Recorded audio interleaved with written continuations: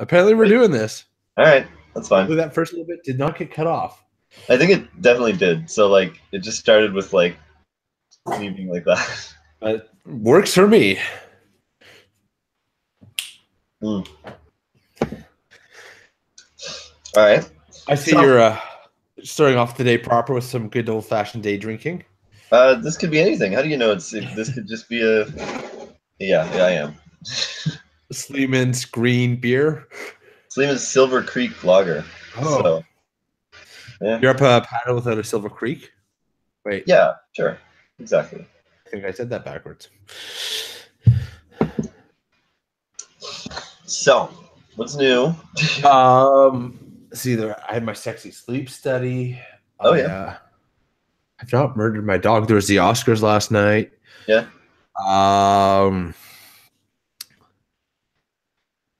There was something else I was pretty excited about, but now I forget. What's new with you? I mean, lots of stuff for me. Like, I'm starting my job Wednesday. I'm gonna go look at an apartment soon. You know, all this like adult life stuff. Adult life stuff. Is your job in Halifax or you? Oh yeah. Yep, right in like the heart of Halifax. So I'm gonna I want to get an apartment like right by there. As opposed to in Dartmouth. Yeah. Dartmouth. Freaking Dartmouthians. Why do you hate yourself? Why do you hate yourself, Steve? Never lived in Dartmouth. As far as we know, except for what those other people say. And what the general consensus of what Dartmouth is. No, the only question, first of all, was only whether or not I lived in Halifax. Even if I didn't live in Halifax, though, it wouldn't have been Dartmouth at all. It's like the opposite direction. I contend that I did live in Halifax, but even if I were to lose that case, it's not Dartmouth. It's not Dartmouth. Let's be honest, Steve. Let's dig deep inside and find honesty. Uh-huh. And the honest, yeah, I mean, honestly, I'm from Halifax. You know, five degrees of very debatable. I mean, if you were to write a letter to me, you would address it and it would say Halifax, Nova Scotia, and it would get to me. And if you wrote Dartmouth, they would be confused because that would be incorrect. They'd be like, why is Dartmouth, Steve, in Halifax, Nova Scotia? Sure.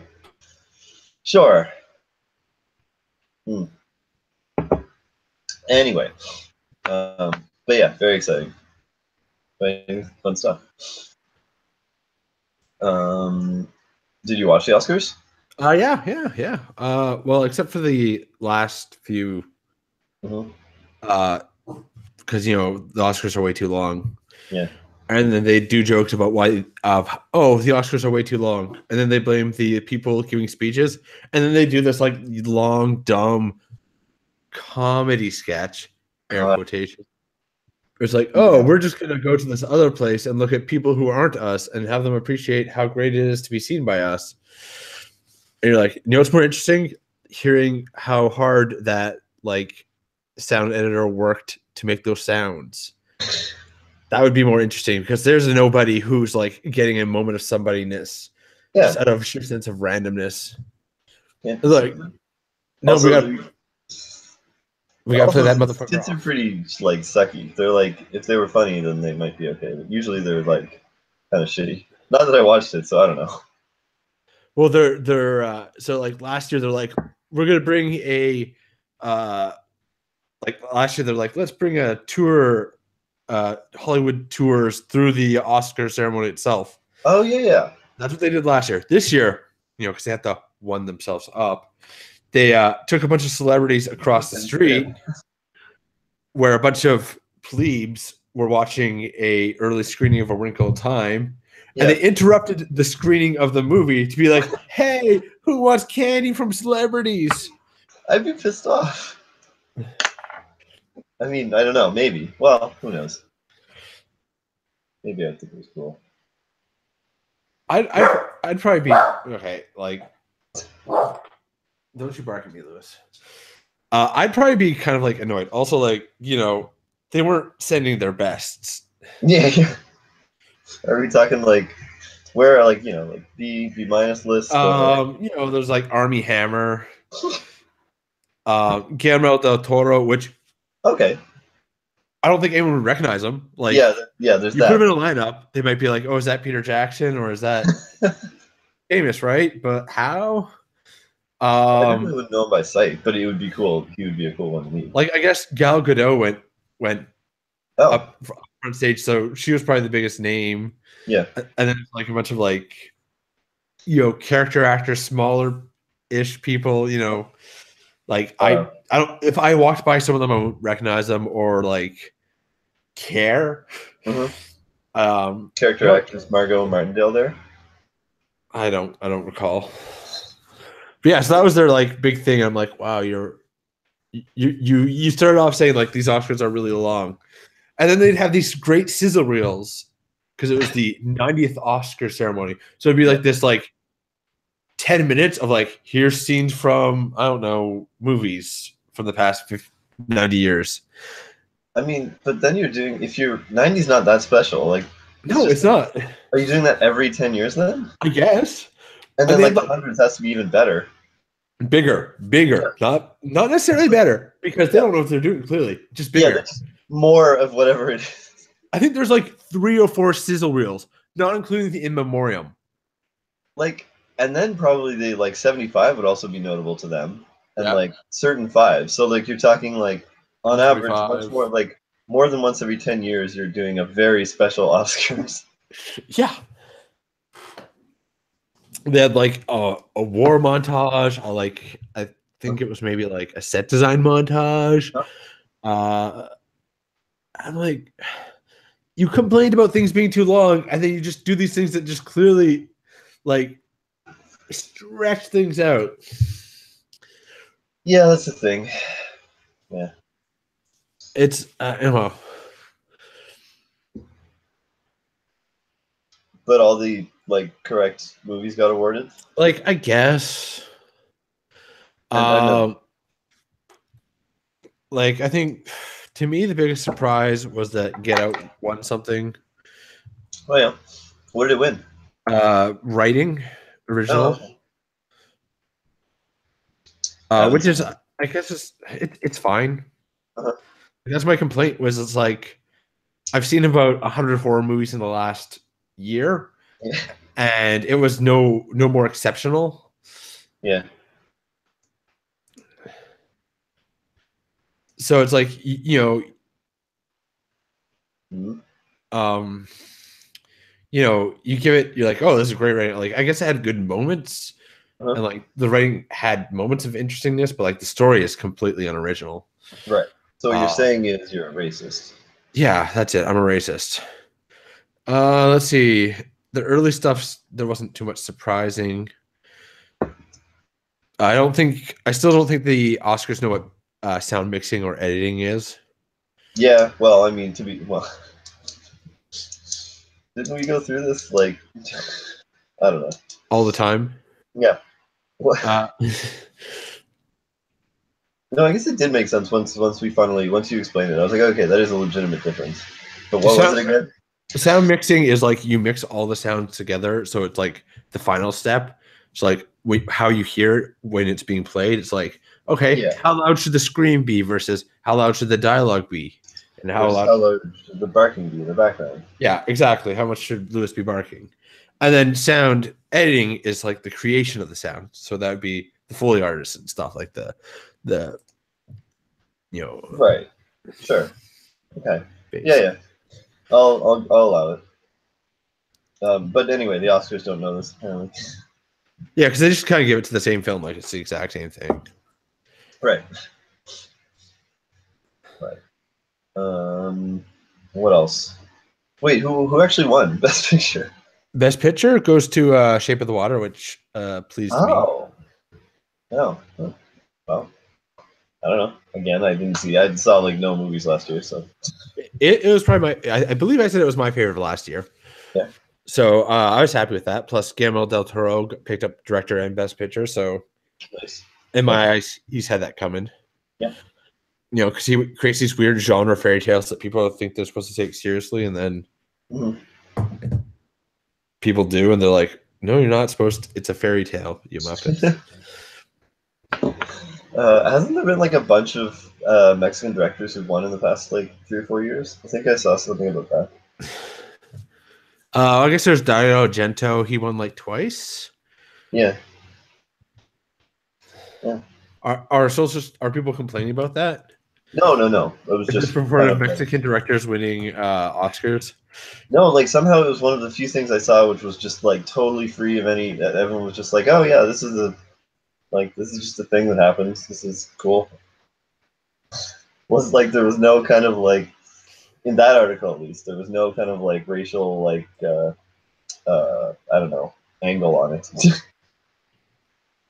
But I'm sure that won't last.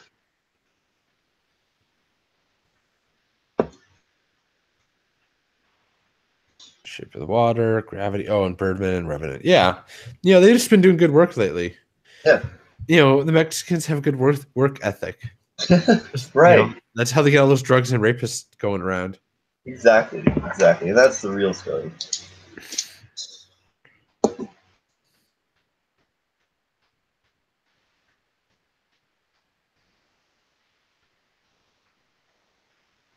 Mm-hmm.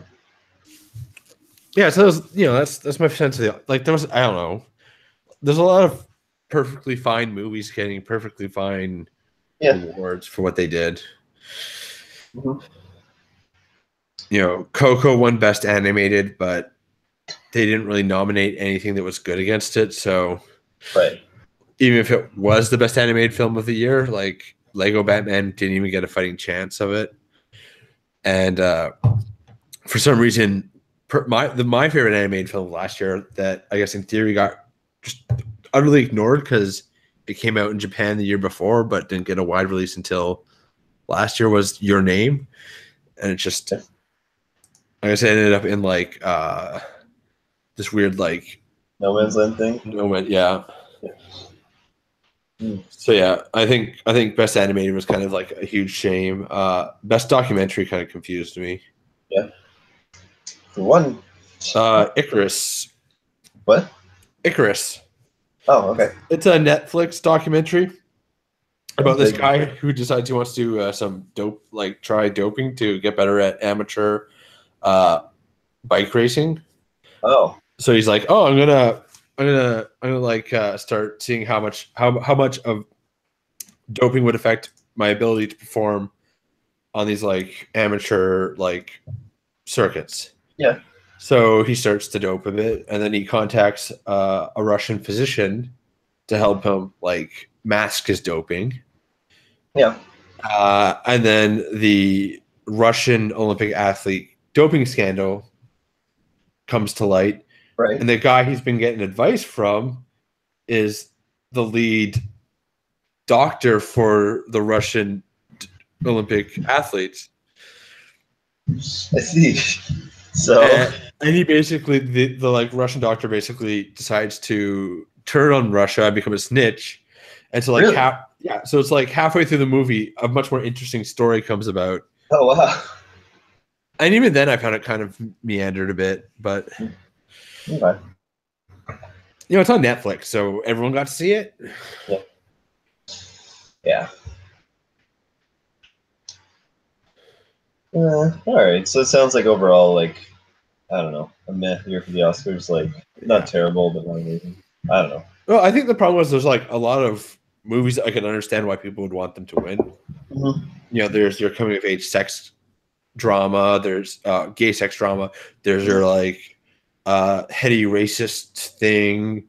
There's your like or whatever the fuck there else was. There's the fish having sex with a person drama. Yeah. There's your first time black director stuff, first time female director stuff. There's a lot of like, and they're all perfectly fine movies. So yeah. I don't know. It's not like I would have been like it's a movie where there wouldn't be a lot of upsets. Yeah. Yeah. That being said, I got slaughtered in my Oscar pool with people. Slaughtered because of like wishful thinking, or just like I don't know. I think I was. It might have been a mixture of like I was being wishful at times and then cynical the other moment. I'm like, oh, they would never choose Shape of Water to be Best Picture, so I'm going to go with the more populist choice. Right. And then I get kicked, and then the next moment I'm like, Oh, I'd be really happy if Star Wars got best visuals because there's just so many stunning moments in there. And Oh, I've loved Ryan Johnson's career. They're like, no, we'll give yeah. it to. Yeah, who did get best visuals? I believe it's most visuals. Um, honestly, Google's way of like showing me Yeah. this, it's like best achievement, best supporting, best makeup, best costume, best sound editing, best sound mixing, production, foreign language. Is there best visual? Oh, Blade Runner. Oh, okay, I guess. And It not the, again, I haven't seen it. you Haven't just seen put anything. up you just like put up a fog machine and then like some neon Excellent. lights, and you've got the visual effects of Blade Runner. It's a very empty film, Mhm. Well, you should, which is the exact opposite of the previous Blade Runner. you should get Chris on here and you can say that to him. I've made several statements about to Chris about my feelings about the new Blade Runner film, and he does not like them. But they're kind of hilarious. Yes. Anyway, all right, yeah. I mean, I don't know. To have an actual opinion on any of this, I would have had to seen, some of the movies involved in the Well, Oscars. why would you do that? Yeah, so that would be crazy. God, it's crazy how few movies I watched. I'm pretty sure. Did I see anything other than Star Wars last year in theaters? I mean, oh wait, we went. Oh, I see it. Which didn't get anything, so that's Yeah, but what would it have gotten? I don't know. Best makeup, maybe. It was just like it was a good movie, but like it didn't excel in any particular direction that would get it an Oscar. And it was a horror film, so. Yeah. Oh, and I saw friggin' the Dark Tower, right? Oh, that's yeah. That was the thing. Hey, you watched what was it? Cherry 2000? Oh yeah, right. You're right. Where was that? Yeah. Like arguably it would have been up for opportunities when it came out in the 80s, but Yeah, anyway, I saw so few movies last year. What can I say? it wasn't a bad year for movies, but like there was just like I don't know if I'd say you missed anything. Yeah. There's like a bunch of movies that I really liked, but Yeah. I don't feel the need to like force it in. Plus, you saw Star Wars, so you're good. I know, I find myself in a weird position having you like Star Wars more than me. It's strange. Well, I can just objectively observe something as the absolute best in the series. Well, and you can be wrong about that, and that's fine. I'm really looking forward to when episode 8 comes out so I can buy the hopefully HD version for that HD player that I don't have. And I can take a picture of like the complete saga, 1 through 6, episode 8, and be like, put up a little caption. All I'm missing is Rogue One. Wait, what? The joke is I don't like episode 7. Okay, alright. That's just. Wait, why? You dislike episode 7. I mean, like, I feel like it's passe to argue it at this point, but, like, I still think the prequels were really bad. I still think the original trilogy was really good. Like, and then the new trilogy is just doing its own weird thing. No, but like, is it though? Like, not 7 is not doing its own weird thing. Well, I don't mean its own weird thing in terms of, like, yeah. Yeah, I know. 7 was obviously, like, a remake of New Hope, blah, blah, blah. I don't mean that. It was just in something about its style and how it's felt. But anyway. Like, I think you have maybe technically more competent filmmakers, and the technology is they're not trying to push, like they are using the best of the technology they have. Where I think George Lucas liked to push the technology beyond what it was capable of, and he didn't care about actors at all. So, there's that. Yeah, it's amazing that anyone put up a good performance in any of those 6 movies. Did they though? Sure. Yes, absolutely. Harrison Ford. Yes. And whatever. Anyway, I mean, well, he didn't even direct 5 and 6, so Yeah, and I think that there's a reason I think 5 is probably one of the best mhm. from a technical standpoint. Yeah, but yeah. And Anyway, whatever. ironically, 8 is the 5 of the new trilogy. So I like parts of 8. I just don't know what there isn't to like. A lot of it. Anyway, Just tricky if you have to watch it like 3 times, and then it just really gets way more rewatchable. I'm watching them like less and less. Like, I at least saw Force Awakens twice, but I only saw Rogue One and 8 once.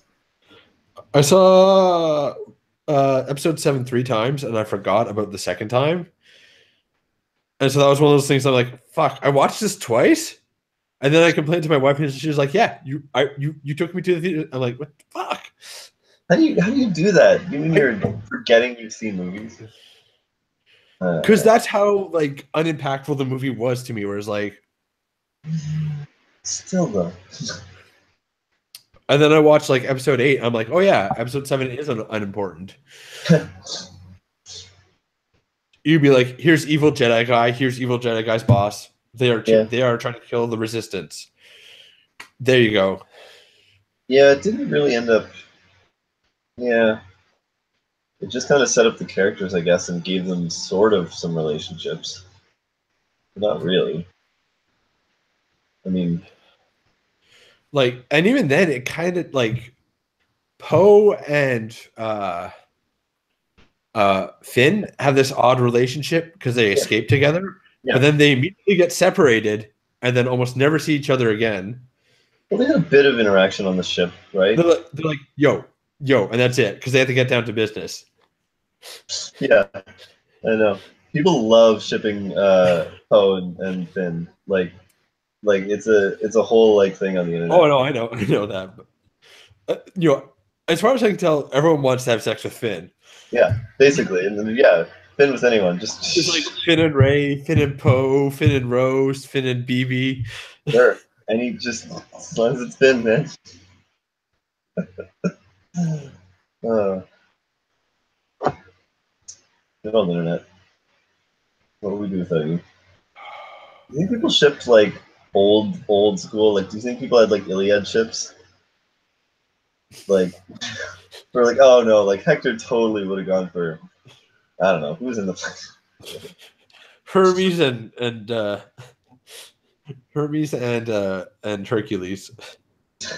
Those are gods. Wait, is Hercules is a half god, right? No, Isn't Hercules is a half god. Yeah, and isn't Hermes a full-on god? Yeah. Okay, all right, sure. Then yeah, okay. There must have been. I was actually reading someone talking about shipping in general as a phenomenon, and then I was thinking about it a bit more, and I was trying to like figure out what was going on.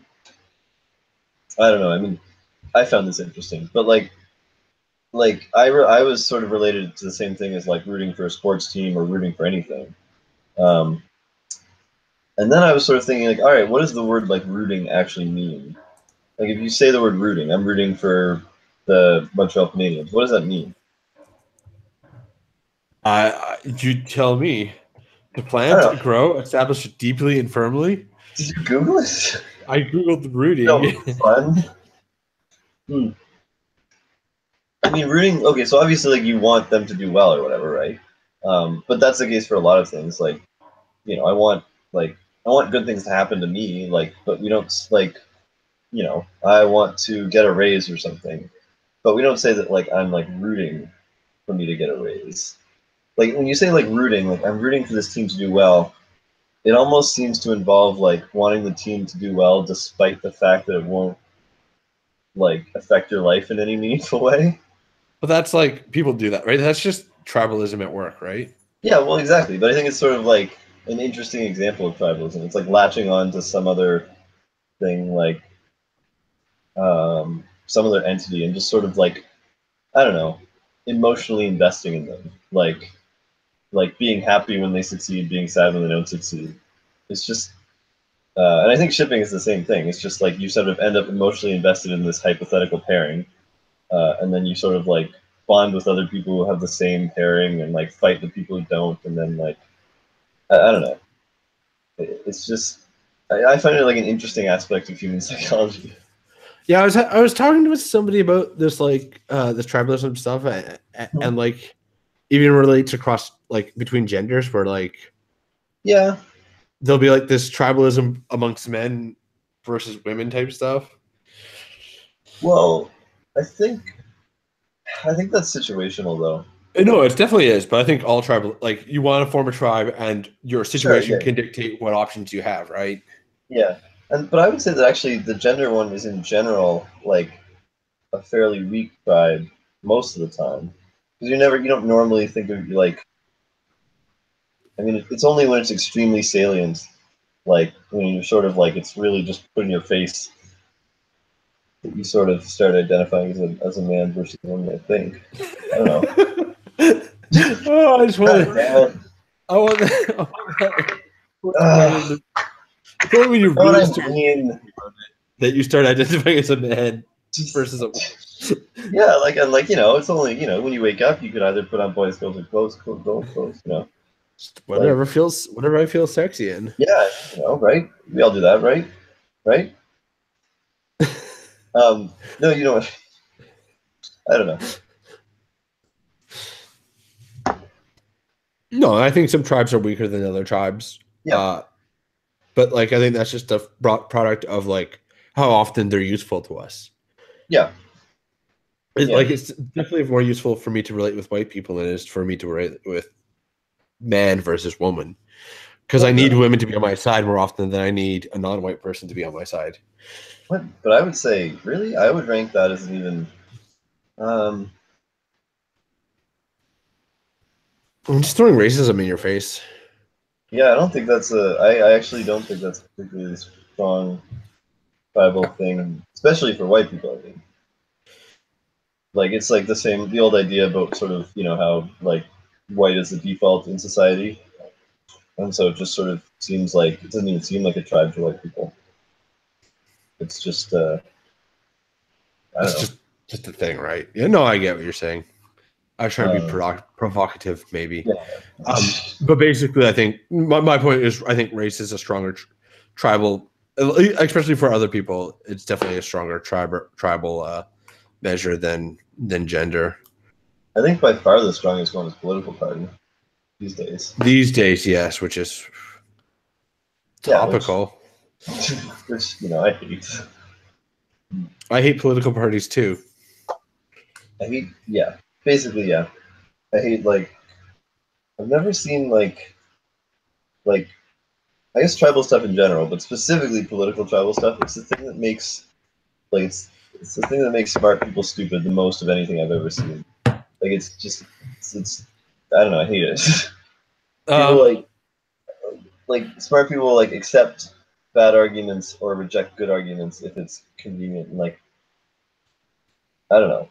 but like, there's also it also makes like the smart people who are kind of like evil and selfish. Like it makes it even more transparent. Like you can see when they're making these bad arguments and you know they're smart enough to not be making those bad arguments, but they're clearly doing it.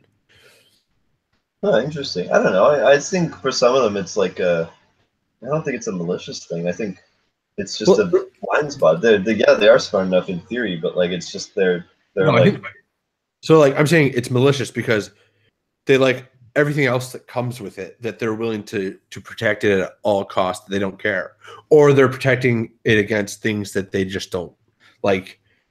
It's in my best. It's like I like owning a gun more than I worry about myself being shot. uh-huh. So I am going to purposely cherry pick bad data so that I can keep my guns.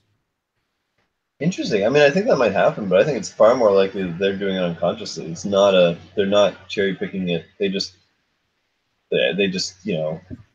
see the data that supports their position and think yes, this is good data, and then they're just they don't like look for the other data or whatever. But it's not a I don't know. I think there's actually. So I recently ended my relationship with the podcast version of the Ben Shapiro show, Uh-huh. a right wing provocateur. Okay. He's not like he's kind of more centralist than he's not an alt right guy, Sure, sure. but he has very clear right views. Abortion's bad, Mhm. homosexuals shouldn't be allowed to marry. Uh, lower taxes for rich people, good. And he's a lawyer, so he is very, or he was a lawyer. I'm not sure anymore, but he's Right. very smart at like presenting his arguments. Yeah. And he's also very clear. I also know he very specifically ignores whatever assumptions he makes beforehand. Hmm. Because your assumptions can really impact the quality of whether or not your argument's valid or not. And he's really smart at picking data or results that favor his narrative. So shortly after the most recent shootings, Hmm. um, when there's talk about like banning assault rifles and stuff or banning guns in general, Yeah. he was on team keep guns. Yeah. Of course. And he'd be like, well, there's no data that supports that banning these guns would decrease mass shootings. Mhm. So he is, and the keyword there being mass shootings.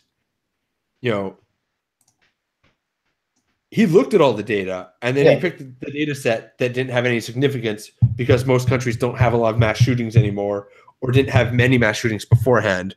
Right. Plenty of other gun-related violence. Right? So he's not being stupid about it. Uh-huh. He's being proactive and picking things that massage the narrative in his favor. Mhm. Um, yeah, well, I mean, like, yeah, I don't know.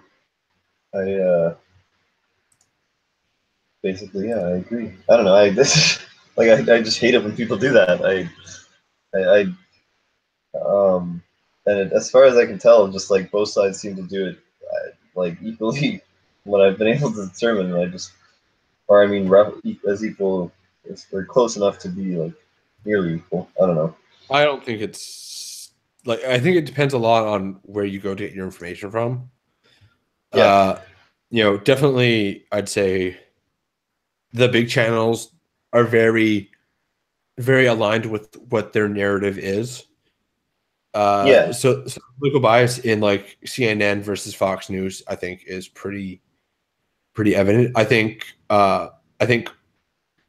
CNN is more willing to acknowledge a mistake they've made, yeah, whereas clearly Fox yeah, News is just like, yeah. yeah. Yeah, I know. I think there's, I mean, yeah, there's a certain sense in which Fox News seems like sort of more obviously biased, but I think there's just sort of a strange thing going on where it's sort of like, uh, I don't know. I read an interesting essay about how like sort of like liberal is almost considered neutral, like, and conservative is conservative. Um, Neutral in a specific sense, not like there's still like liberal and conservative sides to things. It was just like if you sort of say something conservative, that's viewed as politicizing the issue or doing something sort of deviating from some norm. But like saying the liberal position, you can just sort of say it straightforwardly, and you don't have to apologize for it, or it doesn't even seem political.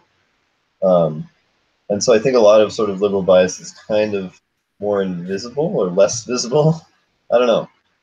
I think that's a result of the tribe that people end up talking to a lot more, right? Yeah, I think there's definitely a much more liberal. The celebrities tend to be a lot more liberal. yeah, So as a result, they tend to be bigger mouthpieces, which means their viewpoints tend to be more widely perceived, which means yeah, people aren't going to be as hard on them in theory. yeah, So they kind of get this bump. yeah, yeah. I mean, Also, it also helps when you're not like verbally assaulting people who aren't of the same race as you. I think that goes a long way to people accepting your viewpoint more easily. I'm a big fan of that.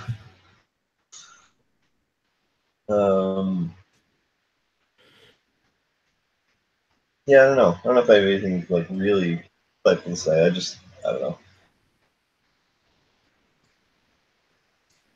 But I do hate tribalism. It's a clear product of our survival. So yeah. we wouldn't be here without it. So don't hate the player, hate the game. I know. Okay, fine. Yeah, obviously, yeah. Tribalism it's probably sort of necessary, and it's like inbuilt into human nature, and it probably even fills some like deep need that we all have. But there's like more and less harmful forms of tribalism. Yeah, and people's ability to exploit tribalism and use it for their own ends is also kind of uncomforting sometimes, where it's like you can just push somebody in one direction by like highlighting the difference of somebody else. Yeah. The next thing you know, I'm aligned with the KKK. Mm-hmm. And the more and more people say like, oh, if you believe that, you're no better than those bad people over there, the more and more likely I'm willing to associate myself with those people. Yeah. Like people's tribal nature can make other people more tribal, which can be more just for the bigger picture. I know. I think there we go. And that's how we got to kind of where we are today with the American president. I think there's a specific dynamic where like people in general can sort of have like two modes, sort of like I think what happened with our polarization is like the same thing as happens with like feuds between families or something, where there's like these like little escalations where, or even in just like a fight where you sort of like push someone and they push you back what they perceive to be like equal force, but like it's actually like a bit harder because that's just the way we work, and then like escalates. And like it's easy for things like that to escalate if you get into the mode where you're already kind of adversarial or being enemies. Even like little slights can be perceived as big slights, which means, oh well, like I'm justified in doing whatever, and then it just kind of builds on itself. Especially if you're a group of people and you have like a bunch of, you have extremists in your group probably because or like jerks or assholes or whatever. And then the people on the other side are going to notice those jerks saying things. And they're like, oh man, the other side is saying all this terrible stuff. So we're, and then it just pushes people apart. Like, I think like the two sides have like a lot more common ground than anyone realizes. I don't know. Yeah, but no, I agree with you. This weird push for polarization, or this weird sense of like, you're only going to listen to me if I say the most loud and obnoxious things. Yeah. But when you say those loud and obnoxious things, you alienate me, which puts me to the other side. And then when I go over and say like, these people aren't being mean to me, being like, oh, you're standing with those people, you're a big asshole. Like, it's great. Yeah, it's awesome, lovely.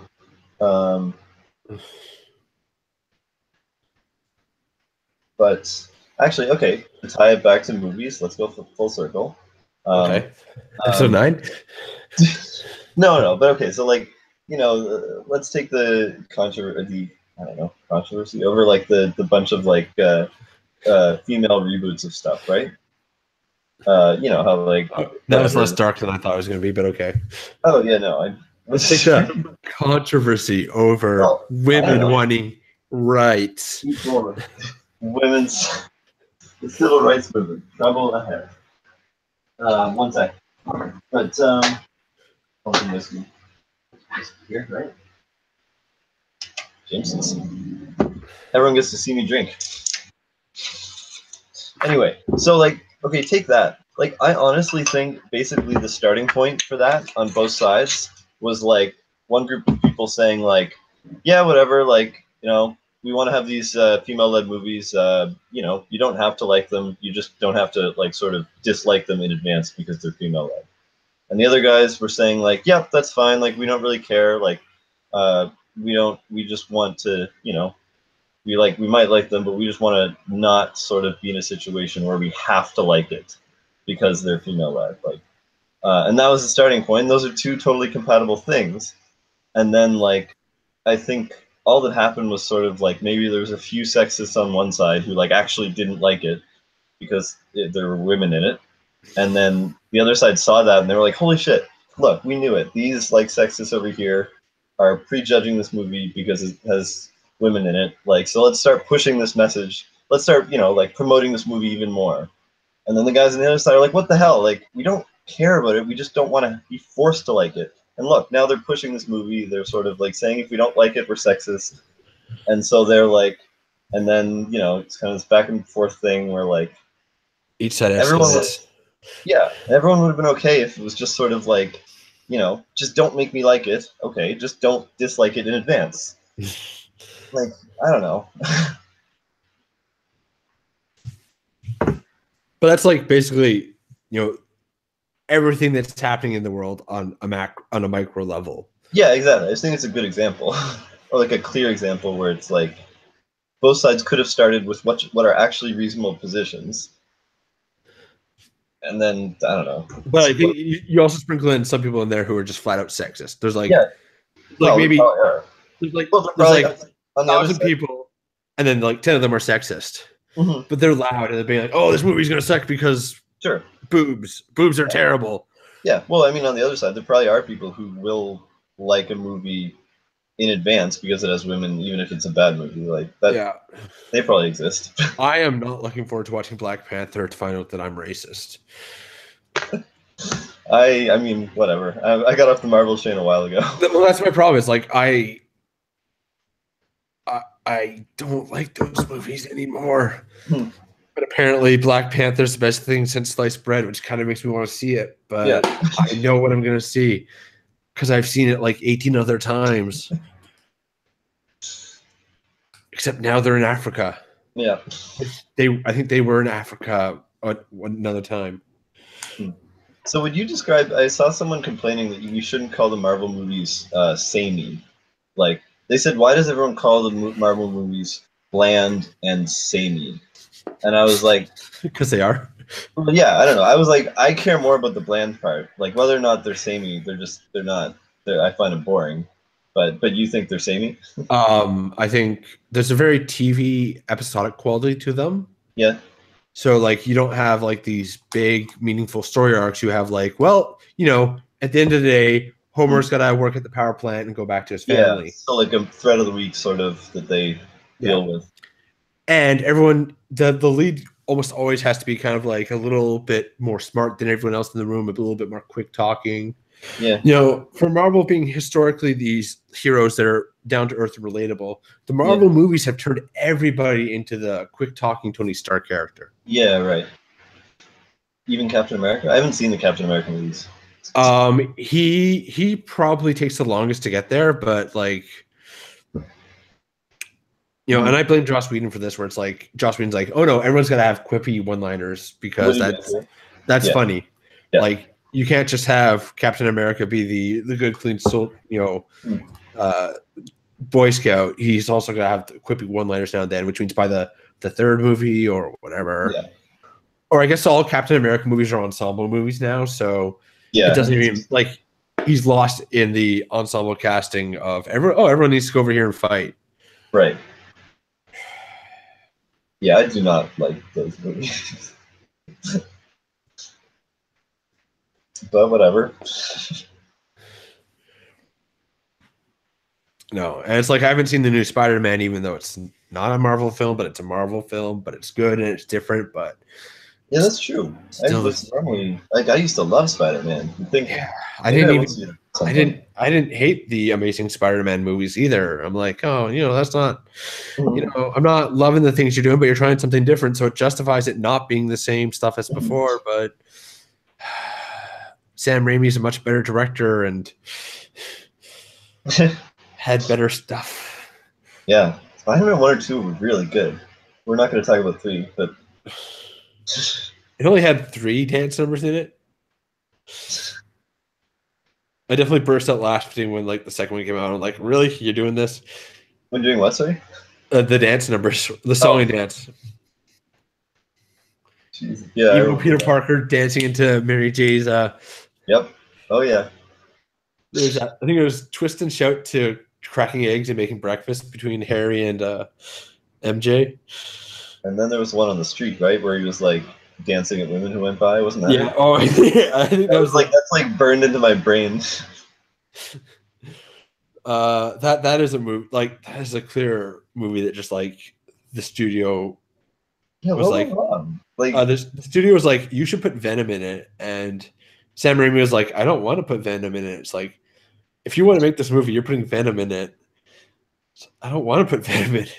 did the studio make him do the dance numbers? Like, I think it was just like he was annoyed and he wanted to have fun. Because he has like the campy history, didn't he? yeah, oh no, he's very tongue in cheek, and Yeah. all of his stuff is like just a little, Yeah. blah. Yeah, but it was balanced well in the first two Spider-Man movies. Like there was like poignant moments and stuff. Poignant moments, little moments of humor, and little moments of absurdity, and then there's like your heartfelt moments and your big action stuff. Like Yeah, like those were solid movies. I don't know, or maybe I was younger. Maybe if they like. My understanding is 2 still holds up. Yeah. They also did a lot of work with the CGI of like Spider-Man in the suit, so he still feels like he has weight. Yeah. And that's another thing that I'm not looking forward to with the Black Panther movie is watching those like CGI Black Panthers jump around. Yeah. They feel like they feel like right out of a video game with like weightlessly jumping and Yeah. like. Yep. I'm like, did someone used to be able to do this better? I know. Like, did we get worse at it? How did that happen? It's like Marvel knows they don't have to try. Yeah. Yes. So who would be in charge of that? Like, who is sort of? Is there like who is sort of like? Well, first of all, who's just like storyboarding these like CGI shots? That can depend a lot on the scene. So depending on how detailed it's written, you may have some clear ideas, or it could just be that Black Panther fights other black guy, They fight. right? Yeah. And then it's like, okay, we can figure this out. Or in some cases, so then it could be the director's like, oh, I want them to do this, this, and this. Right. Or it could be like, go animate a fight scene with these vague ideas. So Right. So who does it get delegated to then? Anyone of those people could have the final say, right? Right. And I think there's like, I think I heard there's 4 special effects teams on Black Panther. Yeah. So you'd have like, okay, this group was responsible for this area, like this fight scene. This group was responsible for this action beat. And this group was responsible for this action beat. Right. Huh. Yeah, because it does seem, and I mean, maybe it just comes down to like you have to get a good like guy in charge or something who like knows what he's doing. Otherwise, it's like it takes real skill still. I don't know, but like yeah, it seems like a lot of CGI like has gotten worse in terms of like it's gotten better in how it like looks, but worse in terms of its like I don't know, yeah, weight or animation or something. Yeah. Like that friggin' have you seen that gif of like Legolas like running up the falling blocks or whatever in one of the Hobbit movies? Oh, that's the Hobbit Battle of the 5 Armies. I haven't seen it because I hate that moment was burned in my head because I'm like, why is Legolas doing the Hobbit movies? And how is he running up these stairs? Okay. In your opinion, I mean, in my opinion, Hobbit is like the perfect distillation of like exactly what's wrong with Hollywood. It's just like the exemplar, the clearest example. I don't know. More so than anything.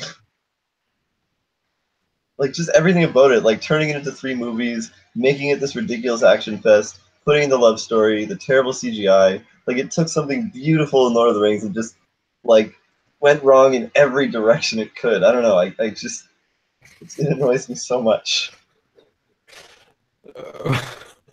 What do you think? I think I just watched the Legolas running up the falling ring. It's worse than I remember. Oh god. No, but there's another problem going on here. Like, it goes back to I'm gonna say 2014. Yeah. Or so. By the way, your Uh, voice has been like terrible and like robot-y for a while now. I was just hoping it would go away, but it hasn't yet. robots need love too. That's fine. Okay, no, okay, well, no, it's I definitely mean, it could not. just be on my end. I don't know if it's. We'll find out in post. Yeah. Uh, but like,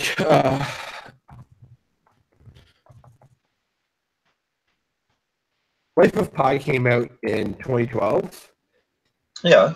and then it won best uh, computer CGI Yeah. at the Oscars, Yeah. and that was for I think it was I can't remember who won it, but they went bankrupt that year or had to file for bankruptcy that year. Oh yeah. Was it one of the Uh, big ones? Like who? yeah, well, Oh you yeah. have to, and they definitely, they were award winning by then, so Right. Yeah. So big enough. definitely big enough. I remember reading like the economics for these big like CGI studios was terrible. Like they were practically losing money on every like movie they did. Rhythm and Hue Studios. Hmm. Oh yeah, well I haven't heard of it, but they still must have been pretty big, obviously. And it's just like for whatever reason, the money's just not either going to them fully or Mm. Yeah. uh, or it's like they're just like pushing themselves too much. They're like, all right, we're giving you $1 million, and they're like, well, if we want to be the best, then they're stretching too far. But whatever's happened, you can clearly see Yeah. there's been not there's been a decrease of trying. Yeah. Yeah, which is interesting. I mean, is there some reason why that would be a uniquely unhealthy industry? I mean, like, you know me. I'm not like a free market like what's the word? Like ideologue or whatever, but I'm probably more free market than most. Like, shouldn't this just kind of work itself out? Um, you know, I- you, well, I think that might be why you see the bad CGI Black Panther stuff and like this, like Hmm. just like lack of trying in the Marvel because one, they don't need to, but there's just like the market's corrected, so it's like, well, if we're not going to be get this loads of money, and we're not getting this like back end. Right. And then on the studio end, they're not really seeing a loss in box office, so they don't need to like sort of up the quality to. They don't need to pay the CGI studios more to get the quality back. Like, Yeah, that could just be it, or it could be like they just it could also be like they're like this section right here needs to be about this good, and this needs to be about this good because everyone's going to be looking over here. yeah, yeah. And You then see, the bad stuff gets gift. yeah, but we'll see with time if any of that stuff starts to look drastically better, or if Yeah, people continue to not care. I care. Then you don't, Steve. Yeah, yeah, it does. Mm. Yeah. Yeah. Anyway, It's great though. The future's going to be amazing. hmm I had a talking point lined up, but I forgot it. what was it about? Like Like, that. Well, that thing that I forgot. right, what was it related? Like, and do you remember the general sort of type of thing it might have been about? Just remember what it was, Matt. What was that thing that you forgot about? Oh, good times. Oh, fuck. Quick, Steve. Fill dead air. All right. Oh shit, this is harder than I thought. How is the transition of going from like non-carbonated beverages and not liking beer to liking beer? Um, Let's get a beer update. Beer update. beer update. Well, I just finished the Siemens. Beer update, I guess, went as I sort of would have expected, in that like it was a very quick plateau. I like, I tried some beers and drank them, and I liked them more. But then me liking them more kind of stopped. It hasn't gotten to the point where I like really enjoy beer. It just kind of plateaued at tolerate. Um, the carbonation, I don't know. They don't seem quite as carbonated as like pop or whatever. At least it seems to me. Same Um, for me. I don't Interesting. drink pop that much anymore. Yeah. Um, eh, like beer update overall is just like it was easier than I expected to get to like the point where I tolerate them, but like I don't think it's going to progress past that. I think I'll just always sort of tolerate beer. Mm. Just you wait, because like I have a 10-step beer plan for you. I don't know if it's going to make much progress. I'll probably find ones that I like sort of marginally more and marginally less, but Yeah, I because don't know. it's you're drinking Sleeman whatever it is, and you're not really picking high end stuff there. Yeah, but like high end stuff is more likely to taste like if I get into high end stuff, there's no guarantee that I'll like high end stuff more. That hasn't always been the case. Like high end food, I'd like less than medium end food. You just but it comes down to like picking the right one, right? Sure, yeah, fair. And I guess with Scotch, I certainly like high end better. I could give it a try, I suppose, but And there's a whole plethora of like types of beer. Like yeah, I hear there's quite a few beers out there, like know, more than 10. there's a lot more than 10. That's accurate. I had like 4 or 5 different pale ale type varieties that one might consider. I had like an APA, an IPA, double IPA, uh, IPA saison, Hmm. porter, a stout, which are both very dark black beers that are different in their own ways. Yeah. Like it's a crazy place. Oh, I remember one of the things I was upset about. All right, Uh, we're back on track. it's Canadian content, so I feel like a good person for bringing it up. Uh-huh. But there's this. Well, you've seen their work, Astron 6. They did Yeah. Father's Day, The Oh, yeah, yeah, Editor, yeah. Van Sure. Borg. Yeah. So they have they had slash have a a Netflix. Oh no, not them. A YouTube series that they're just gonna drop. Really? Cool. I didn't know Right? they were still like. Wait, so what was Astron 6 consisted of how many people? I think it's like 7, or it could be 5. Oh, okay. And I do they know it's still have their not. I core? know it's not 6. Okay. Do they still have their like core team together then? Yeah, for the most part, they still kind of like dabble back and forth with each other.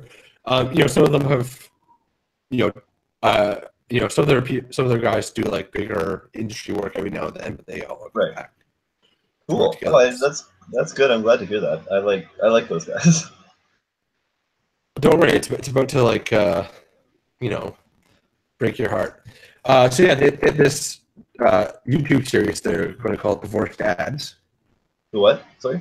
Divorced Dads, Oh, divorce dance. Yeah. and they dropped it on YouTube on Valentine's Day. Yeah. So it's a great, divorced people on Valentine's Day. That's some good marketing there you got.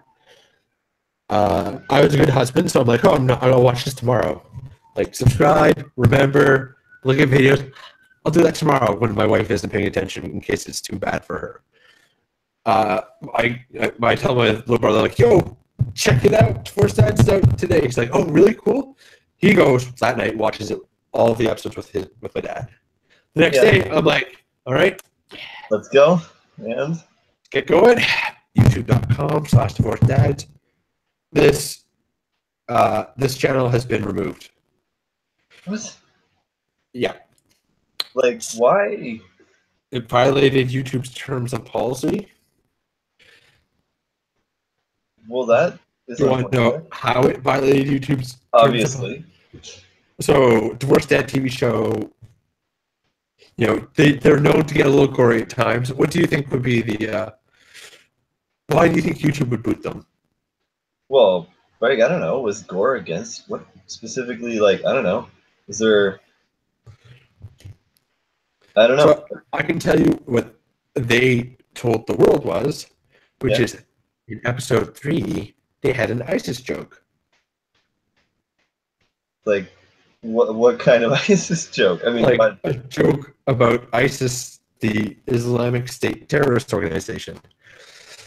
I mean, is that, do we think that's accurate? Like, because if that's accurate, obviously, I think that's bullshit. Like, As far as like that's what they're saying their reason was.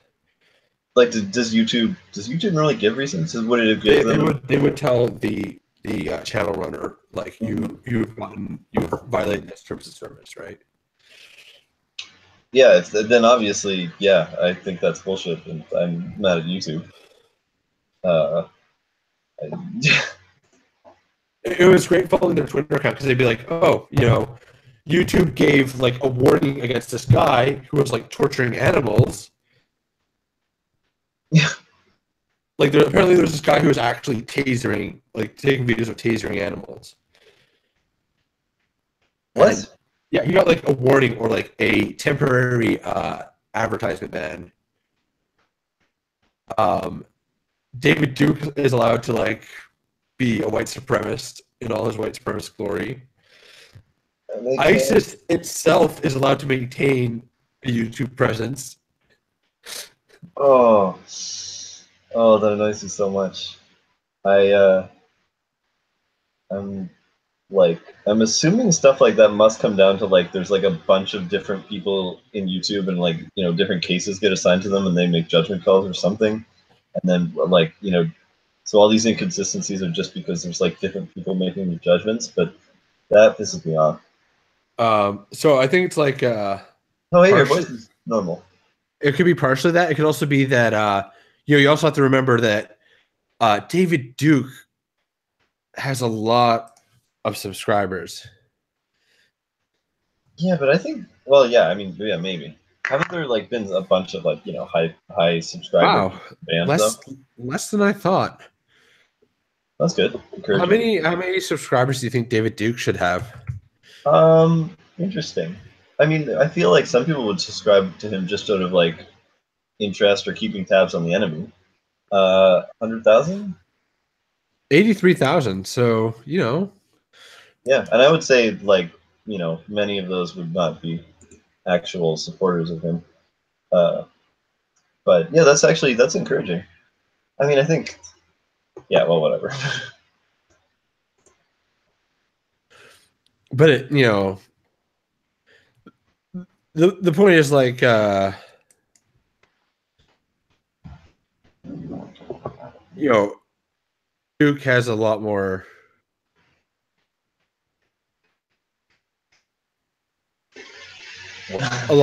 uh, people behind him than the smaller group. So they well, I suppose. and you also have other things where it's like people, a lot of people have brought to Twitter's attention that Donald Trump very frequently violates their terms of service. Uh, And their response was, well, we have to make an exception because he's the president of the United States. yeah, I mean, I don't even know if I blame him for that. It would be.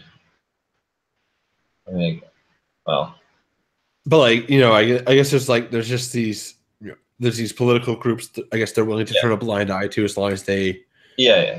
are within the realm of their political truisms. Well, yeah, but I mean, I mean, if anything, I think YouTube has been overzealous in terms of banning right-wing people in like historically, right? I mean, They are definitely very like, I mean, they're- I'm surprised that like I don't think there's anyone sort of standing up for David Duke within the organization.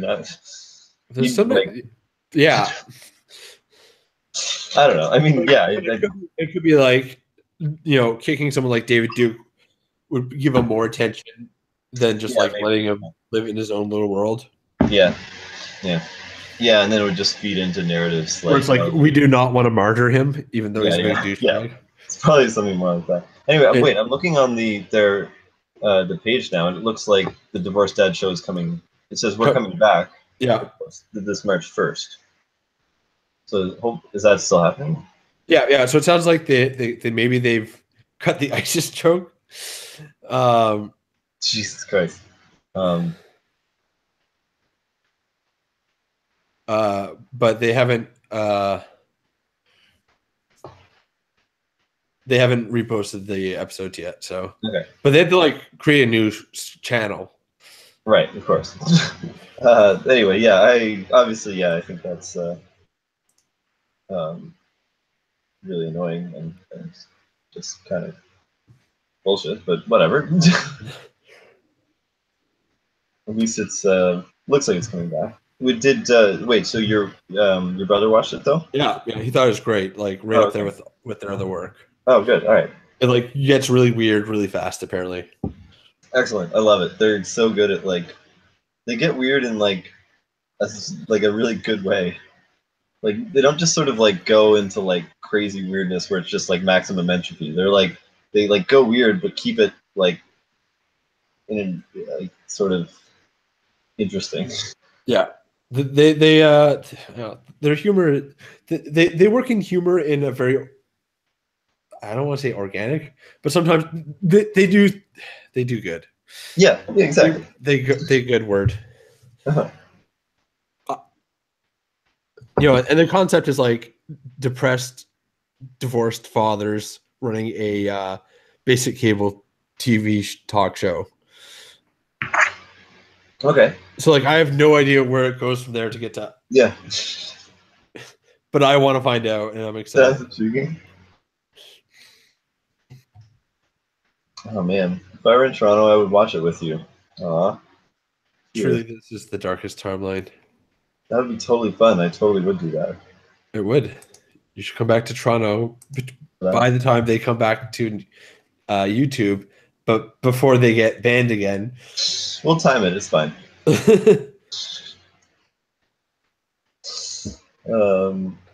Yes. Well, that'd be tricky. I'm starting a job thingy on Wednesday. You looking forward to that? Well, I guess that's a loaded question. Do you know how demanding it's going to be? Are you going to be working like 12 hours a day, or is it like super? No idea. I mean, it seems like they have a very sort of a very healthy kind of office like feel. Like I don't know. They have they for some reason have unlimited vacation days. Paid? What? Paid? Yeah, like yes, which is the weird thing. Like I mean, you kind of just get your salary, and then you can. I mean, obviously, I guess if you were abusing it, they would come and talk to you. But their official policy is unlimited vacation days. In fact, they have a minimum number of vacation days. Really? And what happens if you don't meet that? I don't know. That's a good question. You should just find that out for me. Just work nonstop. Anyway, and then there's flexible work hours. I suspect I will be wanting to make a good impression, and I'll be scared about not making a good impression. So I expect I'll work long hours to start.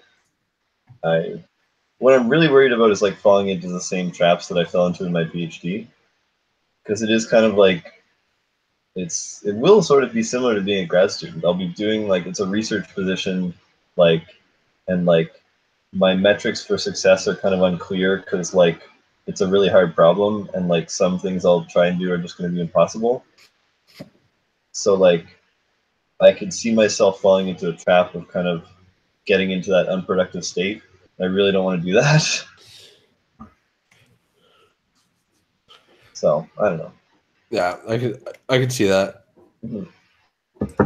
I'm hoping like it'll be like just a different kind of feel to it. Like I'll be working for a company, it'll be a job, I'm getting paid. They'll probably put more pressure on me, and so I won't kind of do that grad school thing.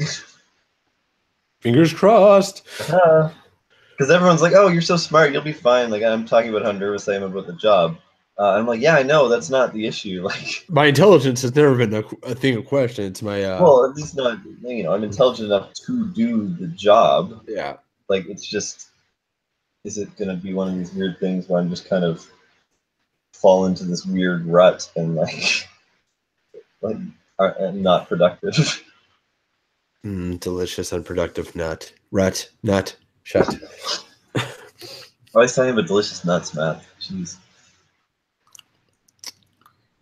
Yeah, so that's my concern. But I am really looking forward to it. Was I telling you about how? Yeah, I was telling you about how awesome the people there are, right? Sure, but let's just get this on the on record so they can you I can put love it back to vibing them out with later. QRA overlords. They're great. I know they just seem like really cool people. So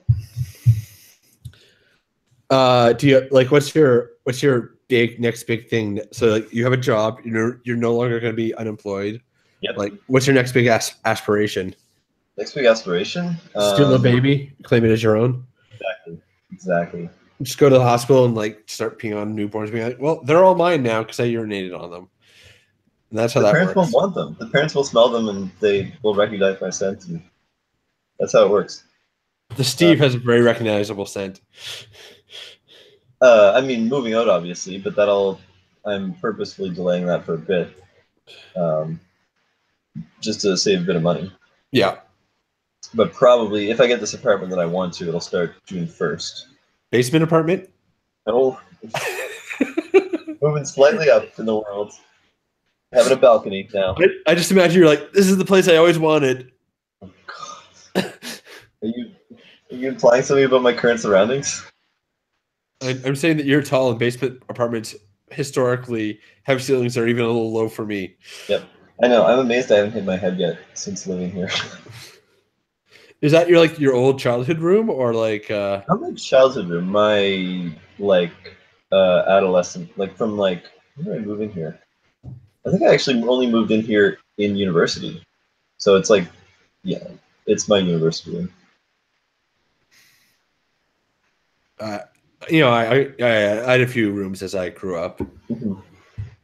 So there was a room I shared with my brothers. Then Mhm. there's my own room. Then we moved.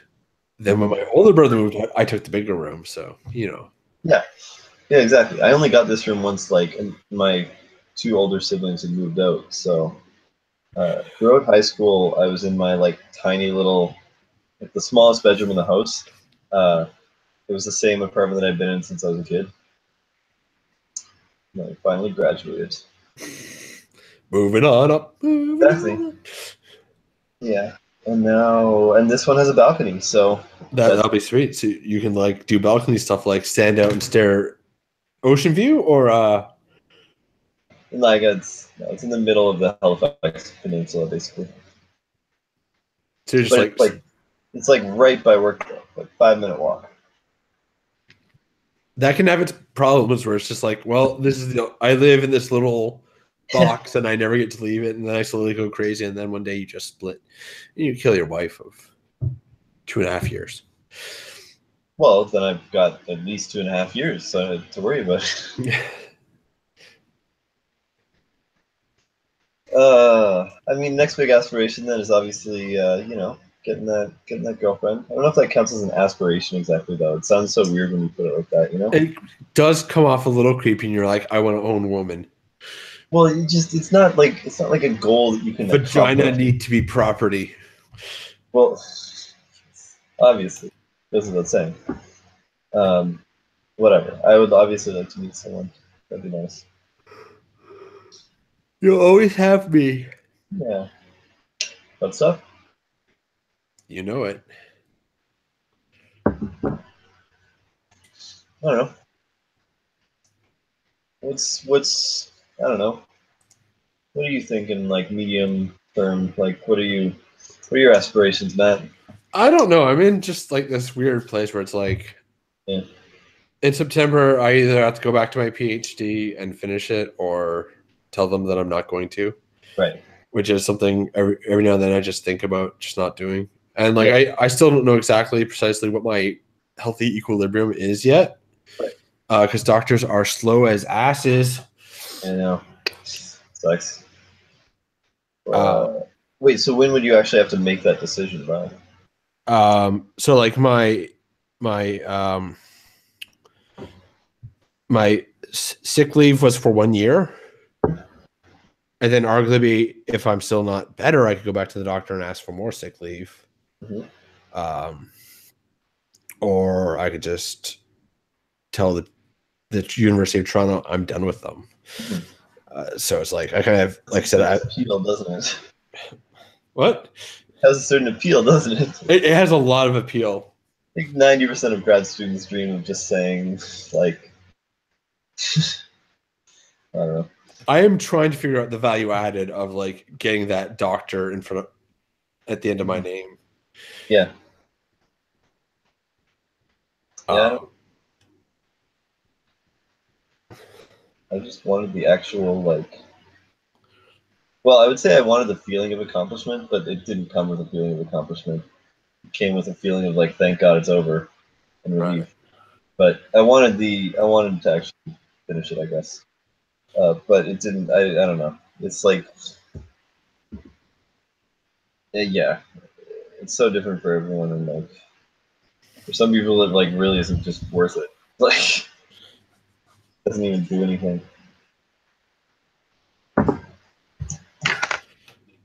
You know, and you see all these people getting the jobs of their dreams as a result of it, and you're like, oh, I guess it will not make a difference.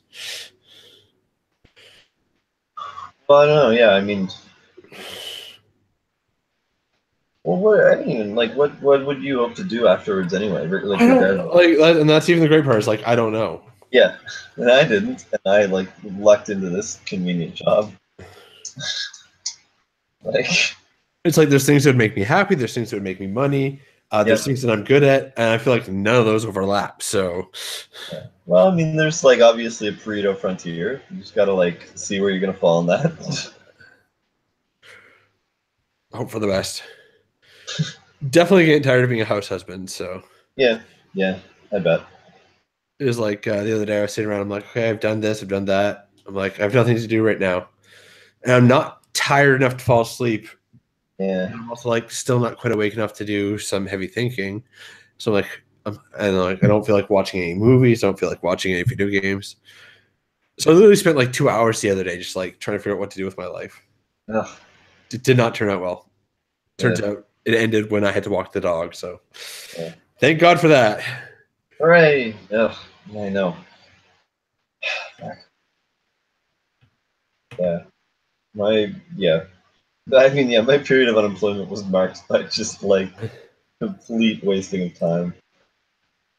I'm annoyed by it, and like it wasn't even like I was doing. It wasn't even like I was doing fun things. I was just doing nothing. Like, It's not very satisfying. So yeah. Well, this is all very cheerful. let's talk about something more uplifting. I mean, what are we at time wise for the day? It's not good at telling me that. Almost an hour, I'd assume. Oh, I feel it's more than that. Didn't we start at Around an hour and a half, maybe. Well, we had the preamble that was about 10 minutes. Sure, We didn't start right at 1:30, so Right, somewhere right. just over an hour. Yeah. Still want to bore our viewers who definitely exist. Do we have a clear plan for this? I can't remember. I think No, we I mean talked about. you wrote out a little dealy last time. I have no idea where I wrote that out. So. You wrote it in the chat of the video. That's a terrible place to write. Yes, it was. I don't think that exists anymore, does it? I don't think so. It's lost to the ether.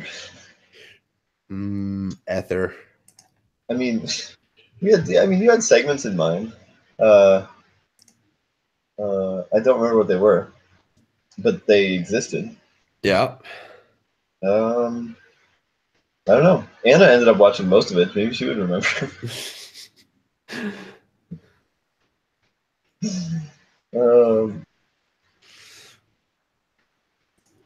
Let's see.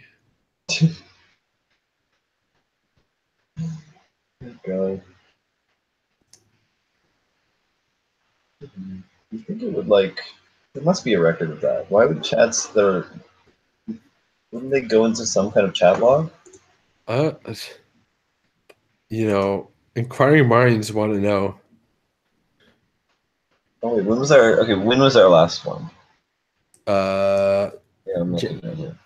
I think it was the January. It was the one in January, right? Yeah, here it is. I was hoping it would just be in the G chat log, but it's not.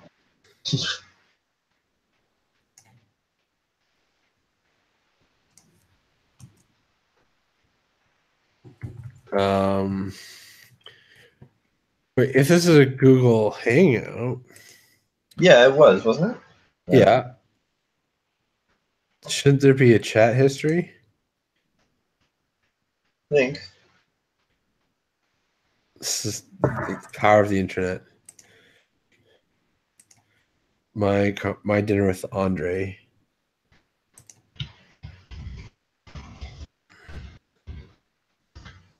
Okay, you hung out with Steve.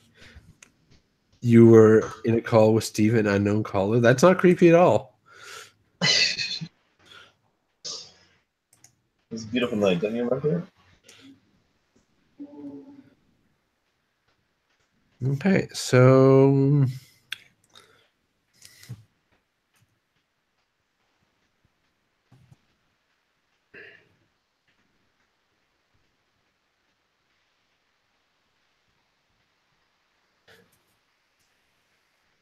we had that game that we were playing, Oh, right. but Yes, I the can't. game. I'm like, I don't remember what the game was. Oh no, it was just about like if you It was removing something from life. yeah, if you had to go with the second best competitor for something. Oh, that was good. Yeah, or it could be good. I don't know. Well, it could be also boring. I, I didn't, I haven't thought about that since that podcast. So examples. Showers. What's the second best alternative to showers? Baths, right? Baths. Yeah, that would kind of suck. If you had to take a bath every time, like They're definitely more time consuming, I think. And yeah, like that would suck. that being said, every now and then I keep thinking about it being nice to have a bath. Although my I recent would need a bigger bathtub. Like my knees are just up to my chest, basically. I recently found myself topless in Chris's bathtub, and it's Really? uncomfortable. Do tell. Oh, that's something we could also talk about. I did a 48-hour film challenge. Oh man, okay, I definitely want to hear about that. I mean, at any point we could also just like end the episode and just talk. I don't. We keep the conversation going, and if we're talking about boring stuff. Well, I could always cut it, I think, if I was actually to do something like that. Edit. True, I suppose. Yeah. Yeah. So was it 2 weeks ago? No, 3 weeks ago, I think. So it was the annual 48-hour film festival for Heart House. Yeah. So at this start of the week, I signed up Chris, Pauline, and I. So that was the one we did War for 2 years ago, I think. Okay. The wonderful story of how it sucks to sleep with my wife because she takes all the blankets. So this year it was like coming up. I'm like, oh, Chris, let's do this. And he's like, yeah, sure. Friday comes about. We decided to play D&D. And after D&D, I'm like, so Chris, we're going to do this 48-hour film challenge. I've got the requirements here. I've got an outline for what we should do. He was like, oh, I don't think we have time anymore. What? Wasn't it the 48 hours start when? 5 o'clock on Friday. So as of 10 o'clock on Friday, we had lost 5 hours. You're fine. Anyway, what did you end up saying? I think you ended up doing it. Yeah. I guess he was also concerned because I had to have lunch with the in-laws the next day because it was my father-in-law's birthday. Okay, fair. So we were going to lose like the morning to that. Yeah. So it's like, oh no, I honestly, I'm like, oh no, we'll be fine. We're not going to need to use the full 48 hours. Yeah. I'll have a script for you by the end of the night tonight. So I was up to like midnight or 2 o'clock or something writing a script. Yeah. For it, which is it's a sweet tale of a elevator pitch me. So it's like as always, I love my voiceovers because that's the best crutch in the world to have. Yeah. Oh, hey, nothing against voiceovers. But it's like just kind of like the narration of like a killer as he makes himself look weak and vulnerable by acting like a drunk guy and like conning this nice, well-behaved woman into letting her into letting him into her place so that he can kill her. No? So a particularly lighthearted movie for you then. Yeah, my usual lighthearted stuff. Yeah. And then so he drugs her drink. And then once she drinks it, he's all like, "Oh, I'm going to kill you." But hopefully slightly better written. And then at that moment, it's already happened, right? What? It's already happened. Yeah. Yeah. So hopefully it's like, well, anyway, yeah. I always like I'm always like, oh man, that could have been written so much better in retrospect. Like I spend so much time just rethinking how much better I could have done those. Oh yeah, that's any creator, right? All the Christmas plays like that for me. And so he drugs her. He's all like, "Ha, I'm going to kill you. I've just drugged you." And that's where the whole thing like flips. The voiceover narration switches to the woman's voice, and she's still kind of talking about the same stuff. And you realize both of them are killers who are both trying to like lure each other into this vulnerable point, and I love that. They both just drugged each other. Oh man, interesting. I really like that. Good, yeah, totally on board. And so hilarity ensues, and then someone ends up dead. I see, but do they get drugged enough to be drugged? Do they just wake up? One wakes up before the other. I think in the original script. So I'm like, all right. So I pitch it to Chris. It's like, all right, this guy, he goes to kill this girl, and then just as he's about to like close the trap on her, he realizes that she's also a competent killer. Right. And he's like, okay, we do not have time. He is gonna be like Dark Russian today. We do not have time for the audience fight. So instead, I need a lot more talkie and just a little bit of fight. And more vodka. Where's the vodka? More vodka. So I'm like, all right, more talkie, less fighty. So I'll just have this little bit of action before they both pass out. Yeah, no, drugging is a good. I like that on a lot of levels. I like drugging, is what I'm saying. So I'm like, I drugged them. She throws some water in his face to like temporarily blind him. Well, she's holding a knife at her. She like rolls over, pulls out her weapon. They're all like, "Oh, you're a little bit more than I thought." He's like, "Oh, you're not just some dumb hobo that I was gonna slaughter." It's hard to film. You're not. I mean, no offense, but I mean, action directing is hard. Well, I wanted to push us a bit. We hadn't done a lot of actiony stuff yet. It was a lot of just kind of like pulling, sitting around, and you kind of just lurking over like a horny teenager. Hey, what did I say? That spandex really shows everything. So I did that, and it's like they both pass out, and then they both kind of come to, and then I kind of like, okay, she can just kind of get on top of him, and then like chloroform him, and then beat it. But if we have time, or if we're feeling ambitious, this could happen, followed by this, followed by this, followed by this. Right. So make it kind of modular. You can kind of add stuff. So that's what I did. I had like a small little like one note before they pass out, and then I said like, here's a shortcut to the end, but here's some other action beats if you want to throw them in at this point.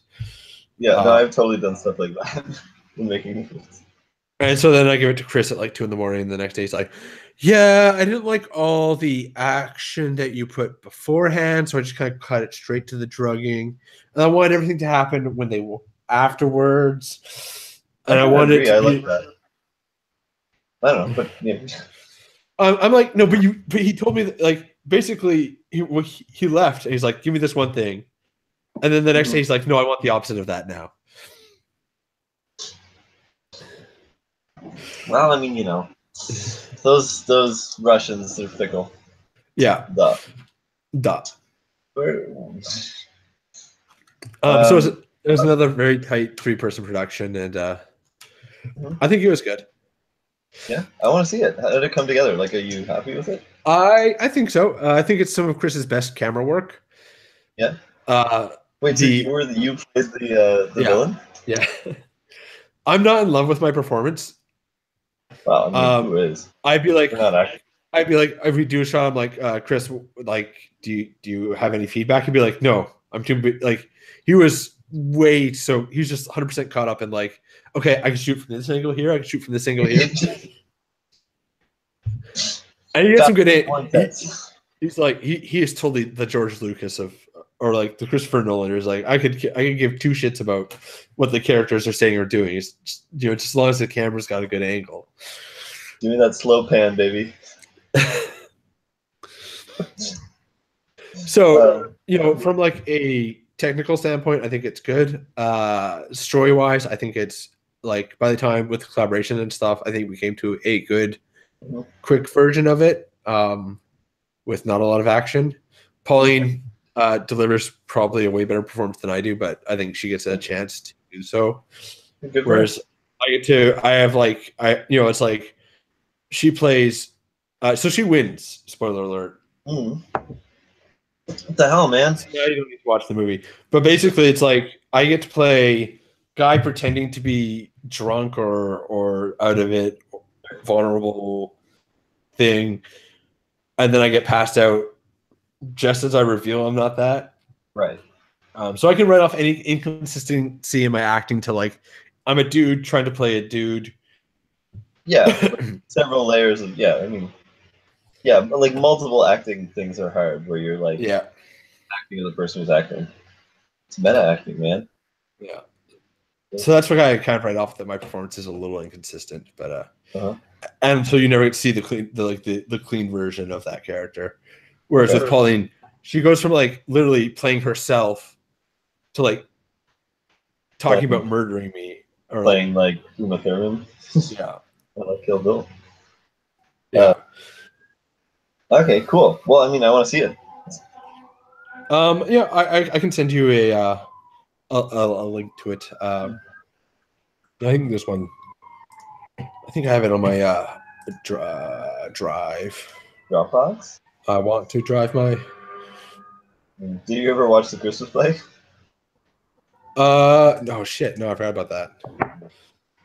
Doesn't matter. I was happy with how it turned out. Actually, one particular scene I thought was a really nice little like self-contained scene that was like funny. It was simple. It was like 3 minutes long. I was really happy with how it turned out. That I was proud of.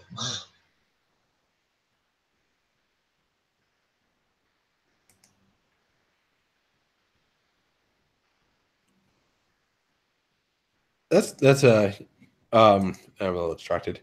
Yeah, would you find it was a good year or like a better year than normal or? Yeah, I would say better than average. I wasn't super happy with how the finale came together. Like, I mean, it was good, but like, yeah, I liked. Yeah, I thought it was a good year. Like, above average. Not maybe the best or not my favorite, but.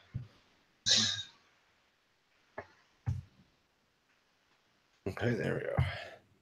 That should, if that works. Yes. Now we're gonna watch the reaction video to Steve watching the. Should I just watch it now? I mean, I'd rather download it. But... Yeah. It's like 10 minutes. This is gonna strain my internet a lot. I can always cut this in post. Hey, it's Drunk Mad. I know that site. Oh shit. Visible.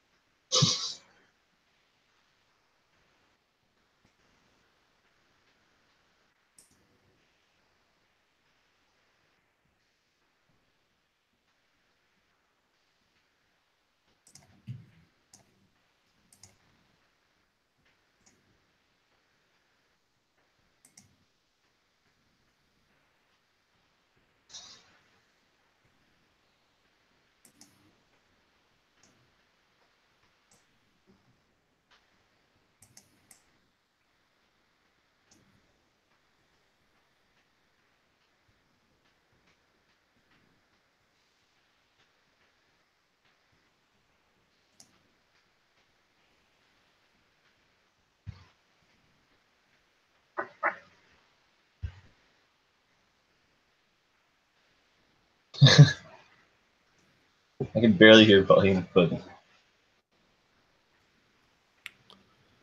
Well, I didn't do the sound I mixing. was like, I guess you're in a rush. 48 hours. Yeah.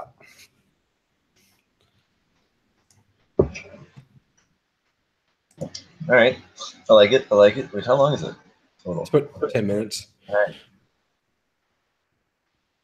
Definitely about a minute or so that could be cut from the whole thing.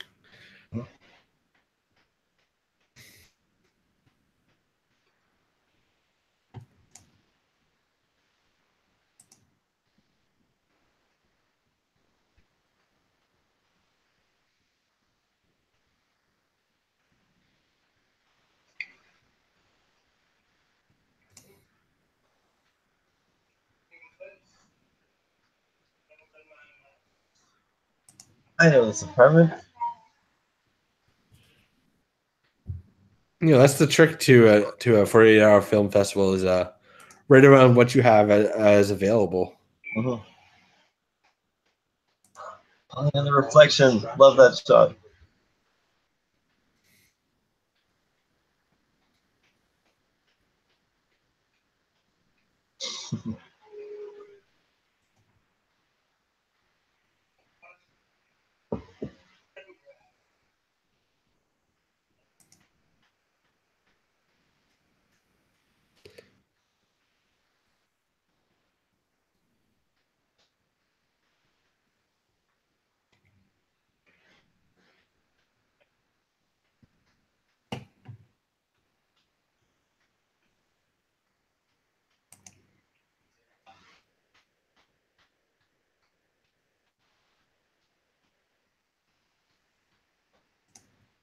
Nice.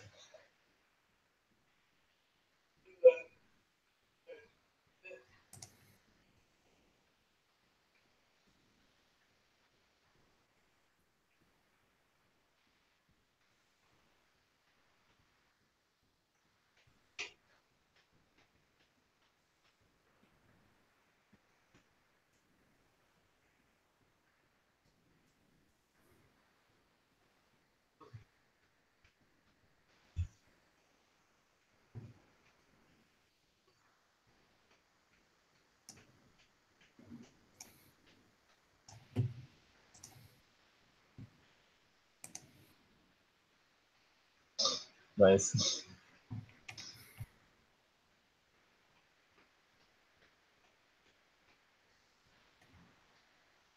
What?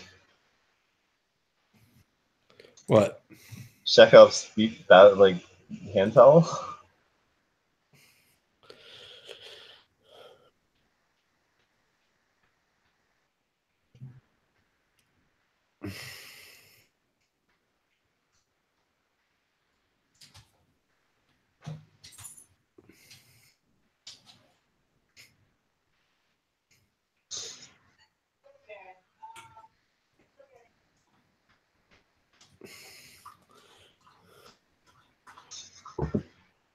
Do you have to put it in your crotch though?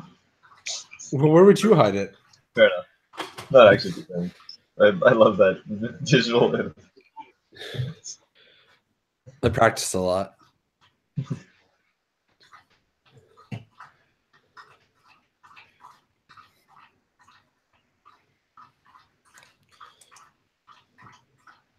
Yes.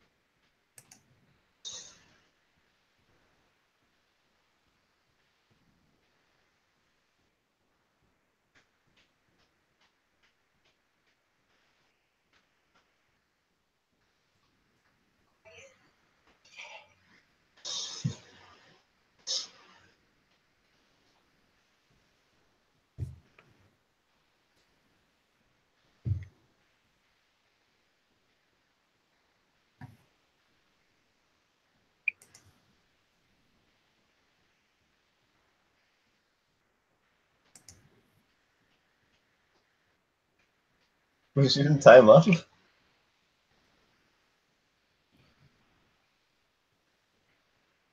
Wait for it. Okay.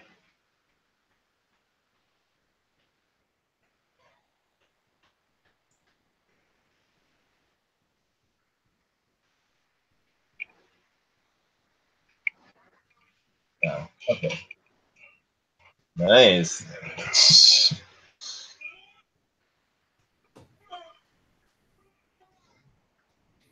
Those must have been like old hat to you guys, you know. Oh yeah. Normal stuff. That rag was very musty. Pleasant.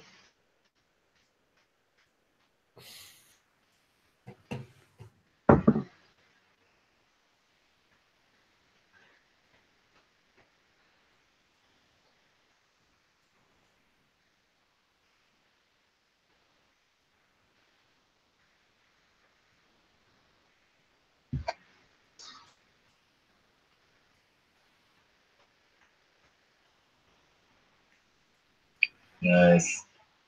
Ah, shirtless in Chris's bathroom. There you go. Not very comfortable. That's what reminded me of when you brought bathtubs. Yeah.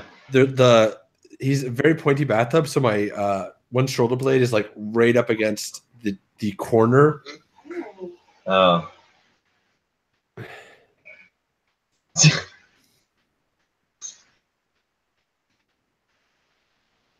No, all right.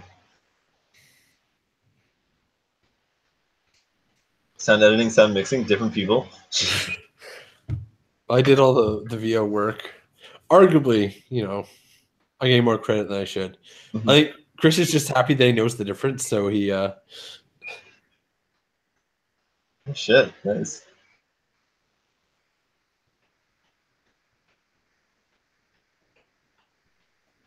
Nice.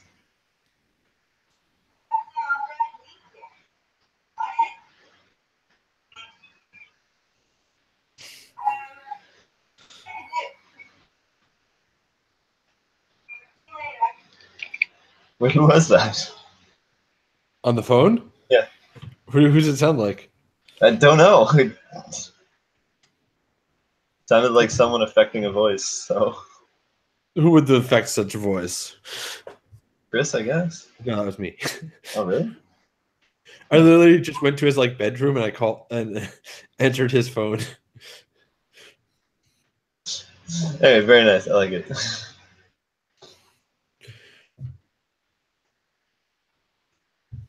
Yeah. All right. So that's what we did. The weekend after Valentine's Day. Wow, I'm jealous. I love doing stuff like that. Yeah, it was good. It was good fun. You can see the camera works a lot better. The acting is kind of just a little uneven because Yeah, but like acting is hard, and that's not any of our fortes. yeah. Like it doesn't have to be. Like we're better. Whatever. I wish I had taken the initiative to come up with my own movie idea and me be the director. Like for you, I don't know, get you and Chris and Pauline as my actor, whatever. Minions. Yeah. I wish I had taken that initiative. Should have. Would have been fun. It's not too late, Steve. It's not too late. Well, I mean, Write me a pornographic movie and I will play lead butthole. well then I would have to both direct and star, obviously.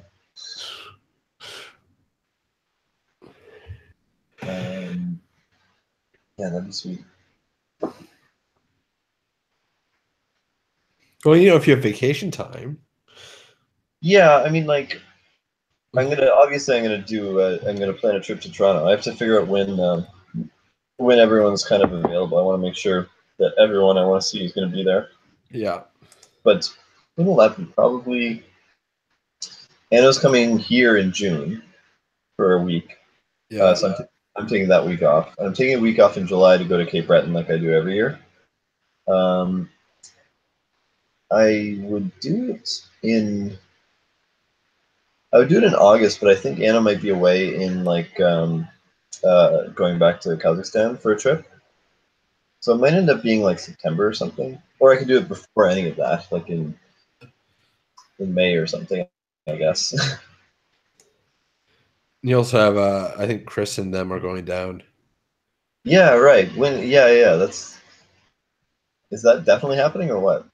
Pauline can't do it, so I don't know if I'll be able to do it, or I don't think she'd want me leaving without her. So, Right. Well, when you guys come visit, we'll do it here.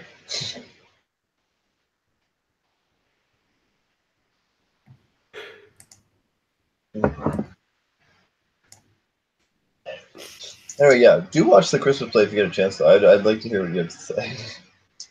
yeah, I will. It's just a slip by. Yeah, I know. I want to show you some other ones. I mean, I'm like embarrassed by all of them to some degree, but like they all have like some really good things that I'm like proud of. So I'd like to show you. I don't know. Where did you send it to me? I think I just sent you the Dropbox links, so it would have been in like our Facebook conversation. You probably have to scroll up. Yeah, I knew it was. I'm like I think. Things in Facebook get lost quicker than things anywhere else. Yeah, exactly. But I mean, you only at most have to go back to like early January, late December, because that's when, right? Yeah.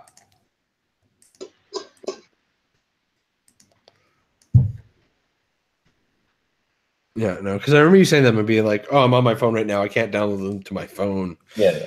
And then it's like, "Oh, a dozen conversations later, it's gone." Oh yeah, I understand.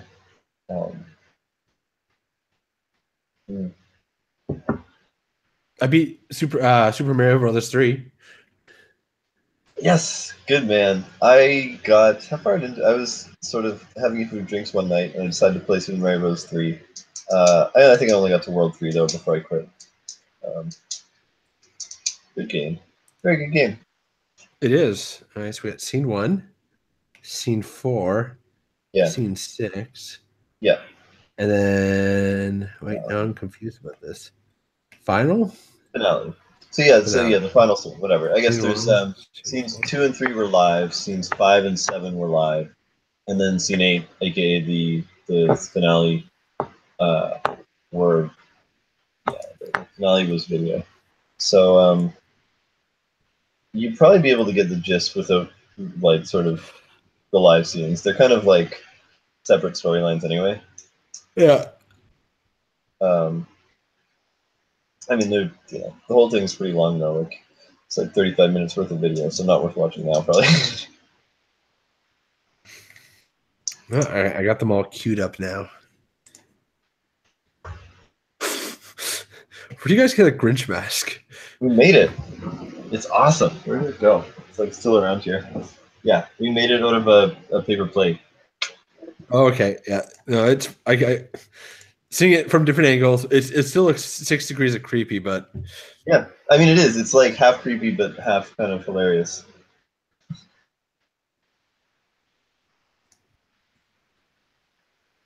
half creepy, half hilarious, all elvish, running up, falling stones. Yeah. Basically, we had what did we have? So the year before we did like awards, right? Like a little Oscars type thing. So we had a Best Visual Effects award, or the equivalent of that. No, we had a Best Stunt award. That was it. And so we went through all the stunts that we'd done, and then picked the best one. Did you have the music play when people's speeches got a little bit too long? Actually, no, because we did want to do that though. We were gonna have like a hook that we pulled people off with. For some reason we just ran out of time in all of our planning and didn't get around to that. It was a busy couple of days. Our stunts were like, oh man, the stunts were like the epitome of like just campy, doing terrible stuff on purpose. Like we would have like Santa like jump off of a deck, and then we would have like a plastic Santa that was like this tall or whatever, like, throw him off the deck, and then have like the other person land like with just these like really jarring cuts. They were amazing. Hey, you just saw me do my own fall stunt there. Yeah, I know. Actually, that was good. Like, we took the pillows off his couch and I plopped them down there. I'm like, I'm just gonna fall here. It took me 2 tries to figure out the best way to put those pillows down there. And the first try, my elbow still hurts a little. So I just basically people elbow his. I'm like, all right, I'm gonna put them like this. And my elbow found the sweet spot right between the two pillows, and it was like right into the floor.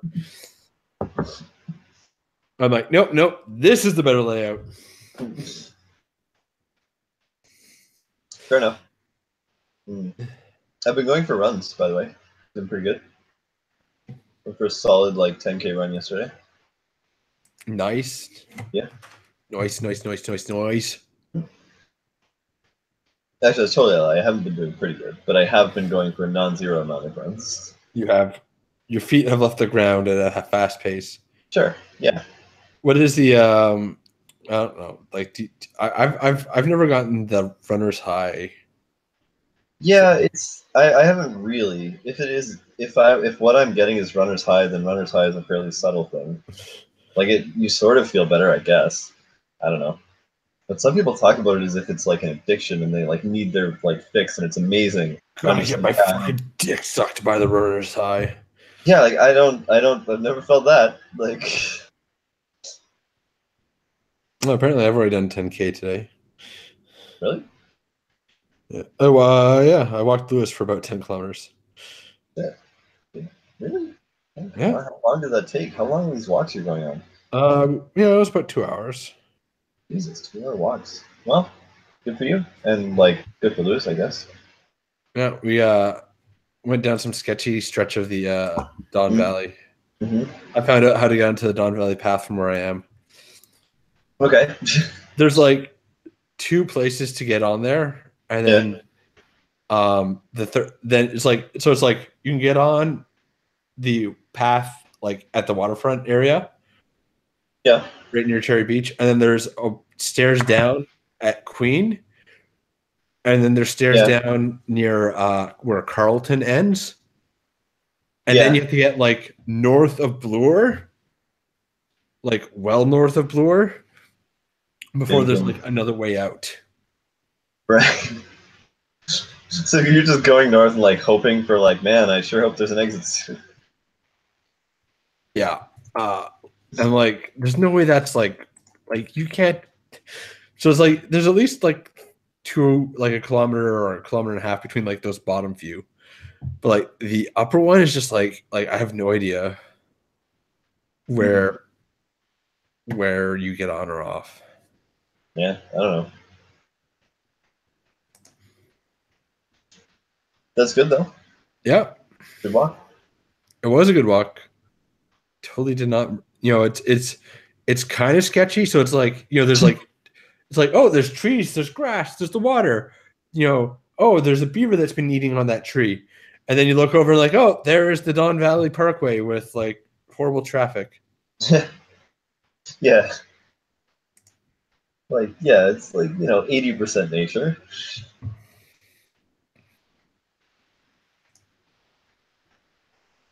How many natures did you see? Did you see many natures? I didn't see much in the way of natures. No? No. And every now and then it'd be like, there's a hole in this fence. Looks like 5 degrees of sketchy. Uh-huh. But you didn't get murdered. That is not false. Yeah, not even once. That's good. I found like this weird like dog. Like there's just like some people with a bunch of dogs. Mm-hmm. There's like fenced off area. And I'm like, well, how the hell did they get in there? And I look, there's just like this big hole in another fence. I'm like, I don't think I want to go in there because that's just like. Yeah. Yeah. There's a lot of like sketch.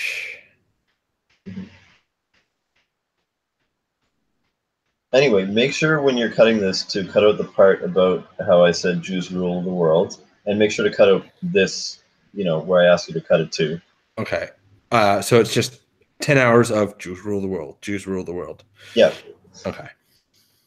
I'll do that. Definitely. So it's top of my to-do list. Okay, so just to clarify, we finished this 48-hour film, and we're still working on post-production of yeah, what the hell? Come on. You gotta shame Chris some more. No, this one's my fault. Because I like I'm like, we should have like a underlying soundtrack type thingy. Yeah. I mean, I do like it. Chris is like, "Oh, movies don't need music or anything," and then Wow. he complains about the ambience sound. He's like, "Oh, the room tone's just driving him nuts."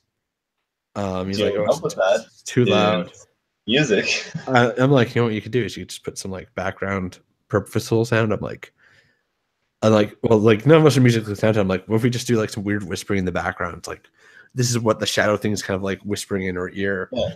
And he's like, yeah. I'm like, I guess that's a thing. Huh? And so it's like, threw together this like 2-minute clip for like the opening section, and like it kind of, she's like whispering, like, he's like, you're worthless, life is pointless, nobody likes you. Oh And yeah. like, and so it's like I'll loop about like, you know, he's just like constantly saying like, you're worthless, you're worthless, you're worthless. And it's like every now and then he'll throw in something a little bit different. Oh And yeah. then Actually, I like that. That could be cool. and then like, so like, and if something specific's happening in a scene that I can relate to, like where she's like holding her uh cross and thing where you say the beads, Rosary. the anal beads, yes, the rosaries. I'll be, you know, I'd whisper something like, "Oh, your God doesn't care; he's not listening." Mm. So you know, it's like this process where I have to say negative, I have to find negative things to say, Yep. without specifically attacking my wife too much, Yeah. and speak negatively, and then I have to find it. I have to like make sure it lines up with the stuff going on. Right. So I did that for that scene, which took like 2 hours or so. Yeah. Just making sure everything kind of lined up right. Hmm. And then I sent like, okay, here's the MP3, Chris. I fuddled around with the noise to kind of make the voice deeper or weirder sounding. Here's that MP3. Oh, and here's like it attached to that scene. I sent them to him. He's like, I listened to the MP3 and it's just kind of saying the same thing over and again, and I don't think it's any good. Well, did he listen to it with the scene though? Like, did you see how it played? No, he just listened to the MP3 by That's all himself. that matters. Obviously, things sound bad in isolation. It might work way better with the scene. So I did the second scene, Yeah. which took another afternoon. And it's kind of depressing to listen to negative self-talk. And then I like plugged that one in, and that one was a lot harder to like time match. I don't think I did a great job at it. This time, learning my mistake from the first time, just sent him the video with the music under it. He's like, "Oh, that's good. You should do all the other scenes too now." Yeah, obviously listening to it in isolation would just sound like you saying "you're worthless," like that. That's obviously not going to sound interesting. It's like it's repetitive and quiet for a reason, because you don't want it to be distracting from what's going on. It's supposed to be like supplemental background. Yeah, that's okay. That's funny.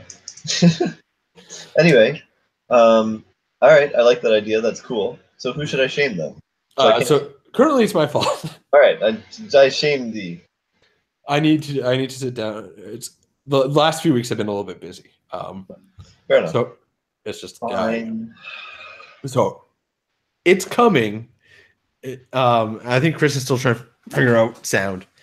He makes it sound a lot harder than it clearly is, which confuses me. He's like, "Oh, no, this is too loud and this is too quiet." I'm like, can't you do sound mixing at all?"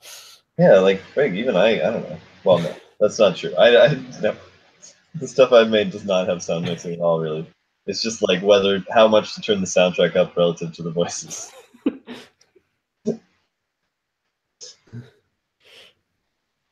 Yeah, so the more recent delays of that are my fault. Okay, well then I will then shame on the, I guess. But it's hopefully getting to a point where it'll be more interesting. No, I think that could add a lot for sure.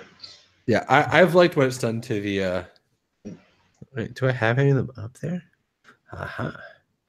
And really, we can like highlight my crotch some more, just really bring it into, just Let's see. I hope either this is gay porn or it's the proper video. I have no idea. Well, either is fine, really. Like either way, ass to mouth for everybody. Yeah. Oh, music scene 1. Sounds right.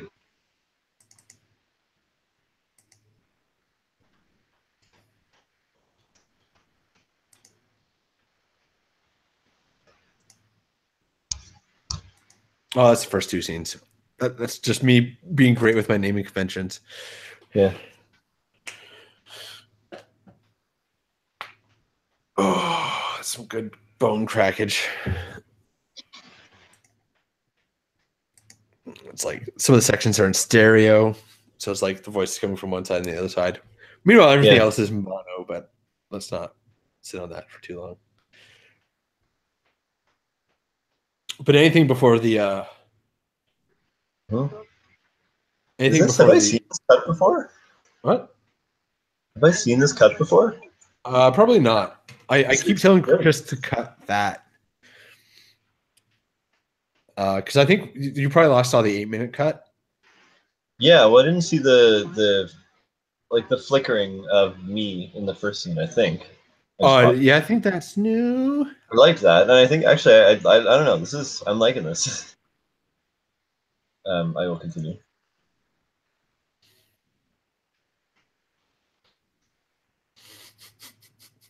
You're like, I'm awesome.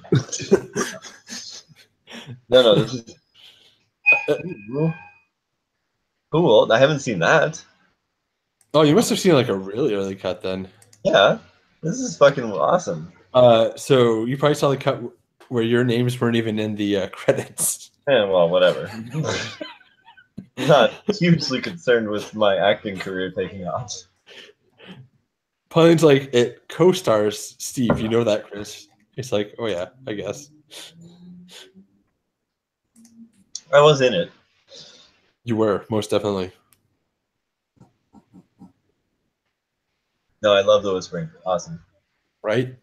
Yeah, But you can see how it could be a non-small amount of work. yeah.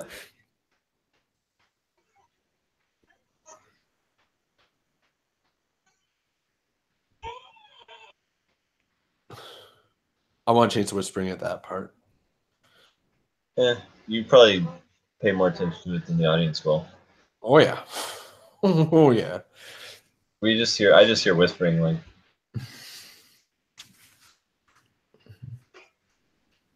Bone sauce ready.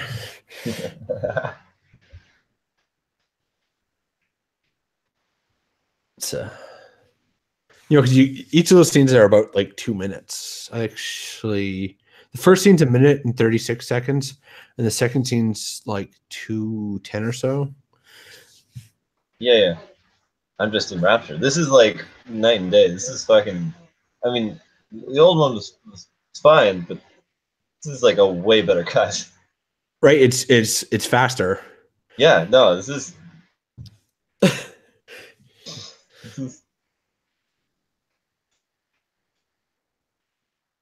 It'd be like Chris would send me a copy. It'd be like, cut 3 seconds here, cut this from here, cut here, here, and here. And like it makes a big difference if you have a well cut film. yeah. Just despite what Chris said at the Oscars last night.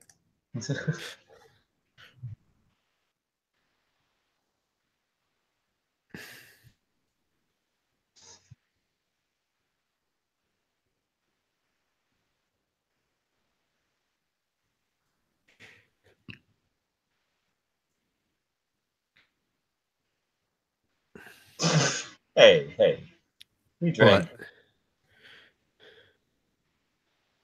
What? Love Catherine Nico making out.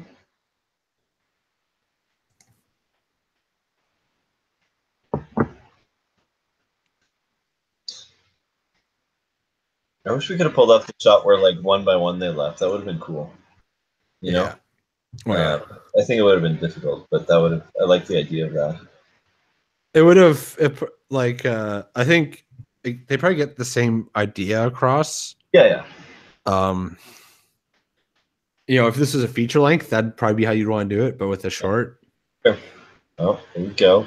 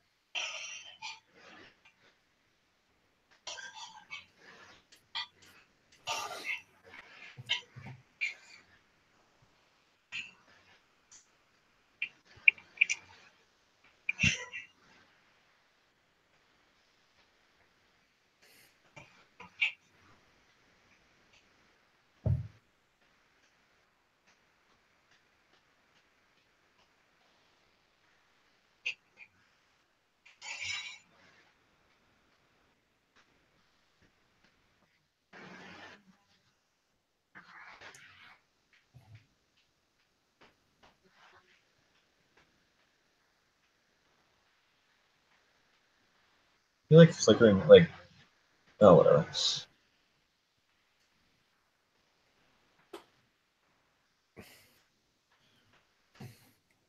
Flickering's neat. Yeah, but I like the earlier flickering better. I think it might have been easier because Pauline was stable. He actually loops the Yeah. Pauline there a bit. Yeah. Oh yeah, I understand. Because I think I wanted you to flicker down the hallway too, but Oh yeah, that would be hard for sure.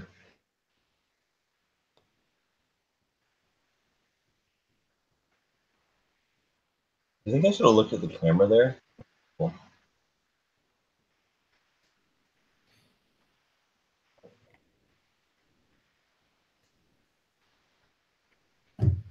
Oh, you should have ended with no. Sorry, I shouldn't. Backseat direct. What? Great last line would have been like, "Now I can sleep" or something. Anyway, no, I like really liked that. That was awesome. Is that your first time hearing the new voiceover stuff? I think so, yeah, because some of it I didn't recognize. I don't remember what the old one was like exactly, but So what I did after we shot it all and when we were in post production, I was like, I did a complete overhaul of the voiceover and gave it a clear reference point. So instead of it just being like her narrating it, which doesn't make sense if she's dead or something, yeah, it's like a letter to her parents. Oh, I see. Yeah, yep. And so that way, that's why it has, that's why it kind of ends the way it does, because she's basically signing off the letter. Yeah, I like that. Yeah, no, it's really good. It's amazing what rewriting can do. I still keep a lot of the same ideas in there, but I try to. Yeah. It's also amazing what editing can do. Yeah. Was I talking to you about like the crazy Star Wars thing that I was reading about? No. But we can now. Yeah. Huh? No, I was just like I had never heard of this. Maybe you have. It was about editing the first Star Wars movie, A New Hope, and how a lot of it was kind of saved in the editing room. I think I've heard this before, but you can continue. Yeah? Okay, well, I want to talk about it anyway. But like, I like. It's not that I didn't appreciate how important editing was, but I was like, okay, there's only so much you can do. But anyway, the amazing thing was like, before they got to the editing room, the Death Star was not attacking the Rebel base. Really? Yeah, like originally, they just like it wasn't about to blow up the Rebel base. Like they filmed it all, and they just sort of like sent their ships off to attack the Death Star. But the Death Star was not, it wasn't anywhere near the Rebel base. It wasn't going to attack it. So like if you go and watch it, all the scenes where like the Death Star is now in range, or like the Death Star will be in range in 5 minutes, all of that is just kind of like voiceover or like done with like little computer graphics and stuff. Like that is amazing. That makes the scene completely different. It gives it like so much more like stakes. Yeah, like I was just like, that is the most genius editing thing I've ever heard of. To think of doing that and then figure out a way to do it and like fit it in is amazing. Yeah, no, that's definitely like like it blew my mind. Yeah, I thought that was like super cool. But you can even see it, like you tighten up a few transitions and you cut off just literally a second or two. Yeah. And all of a sudden, like the you're not getting distracted. The flow's better. Yeah. Oh no, I could totally see it in that. Like that cut was just like almost night and day. I would say it was just way better. Because we can't reshoot anything now that you're gone. Yeah. Like nothing that you're in, at least, and like arguably, I could just like have the hand appear from off screen, but there's no Cool Wally Steve allowed anymore. So basically what we have to work with. So it's just a matter of like making it as tight as possible. It's like you watch it 100 times and you're like, I can see where it's losing my attention. Yeah. So it's like, totally. I'm like, so why is it losing my attention here? Like that drug dealer scene, we shot the hell out of that scene. Mm-hmm. Right? We had like 2 different angles. Yeah. And the first cut of the film, it's like, okay, we watch her leave. Yeah. We watch her walk from the back all the way to where the drug dealer is. We Right. have them have a little conversation. We have them exchange money. Then we have her Right. walk back. Then we Yeah, have it's her. like, any of that. Just None of that's important. yep. Yep. Yeah. Filmmaking is fun. I actually really I love it.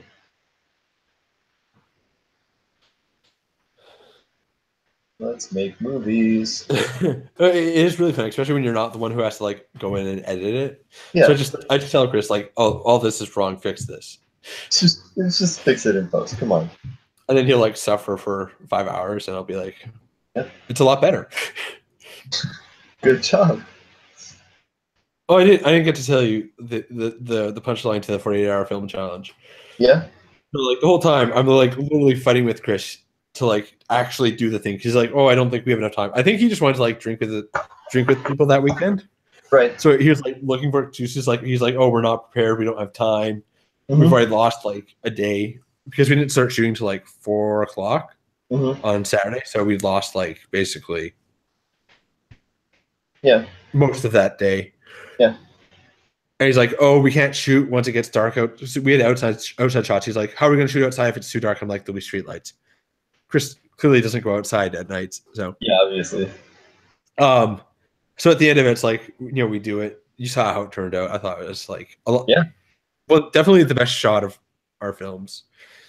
Yeah. Also, currently our longest. Yeah. But I think there's probably about a minute he could cut if he did some good editing. Definitely doesn't need that long of credits. Yeah. But so we did it all, and like I calculated all the time we took. Yeah. It was I wrote it in about 3 hours. Yeah. Even though I had a rough outline like Monday. Yeah. Like here's an idea, and if the like restrictions screw me, then it won't. I'm fucked. But I'm like, oh, I can throw this in here. I can make this work. So I wrote it in about 3 hours, maybe 4. It's touch or go. Yeah. We shot it in about say 7 hours. Yeah. And then Chris like did post and then Chris like edited it together in about 4 or 5. Yeah. Maybe a bit more. So it was like of the 48 hours we maybe used 16. Yeah. Okay, my niece is here. I gotta go. All right. Gotta go talk to her. Let's do a sign off. All right. Like my name is Steven.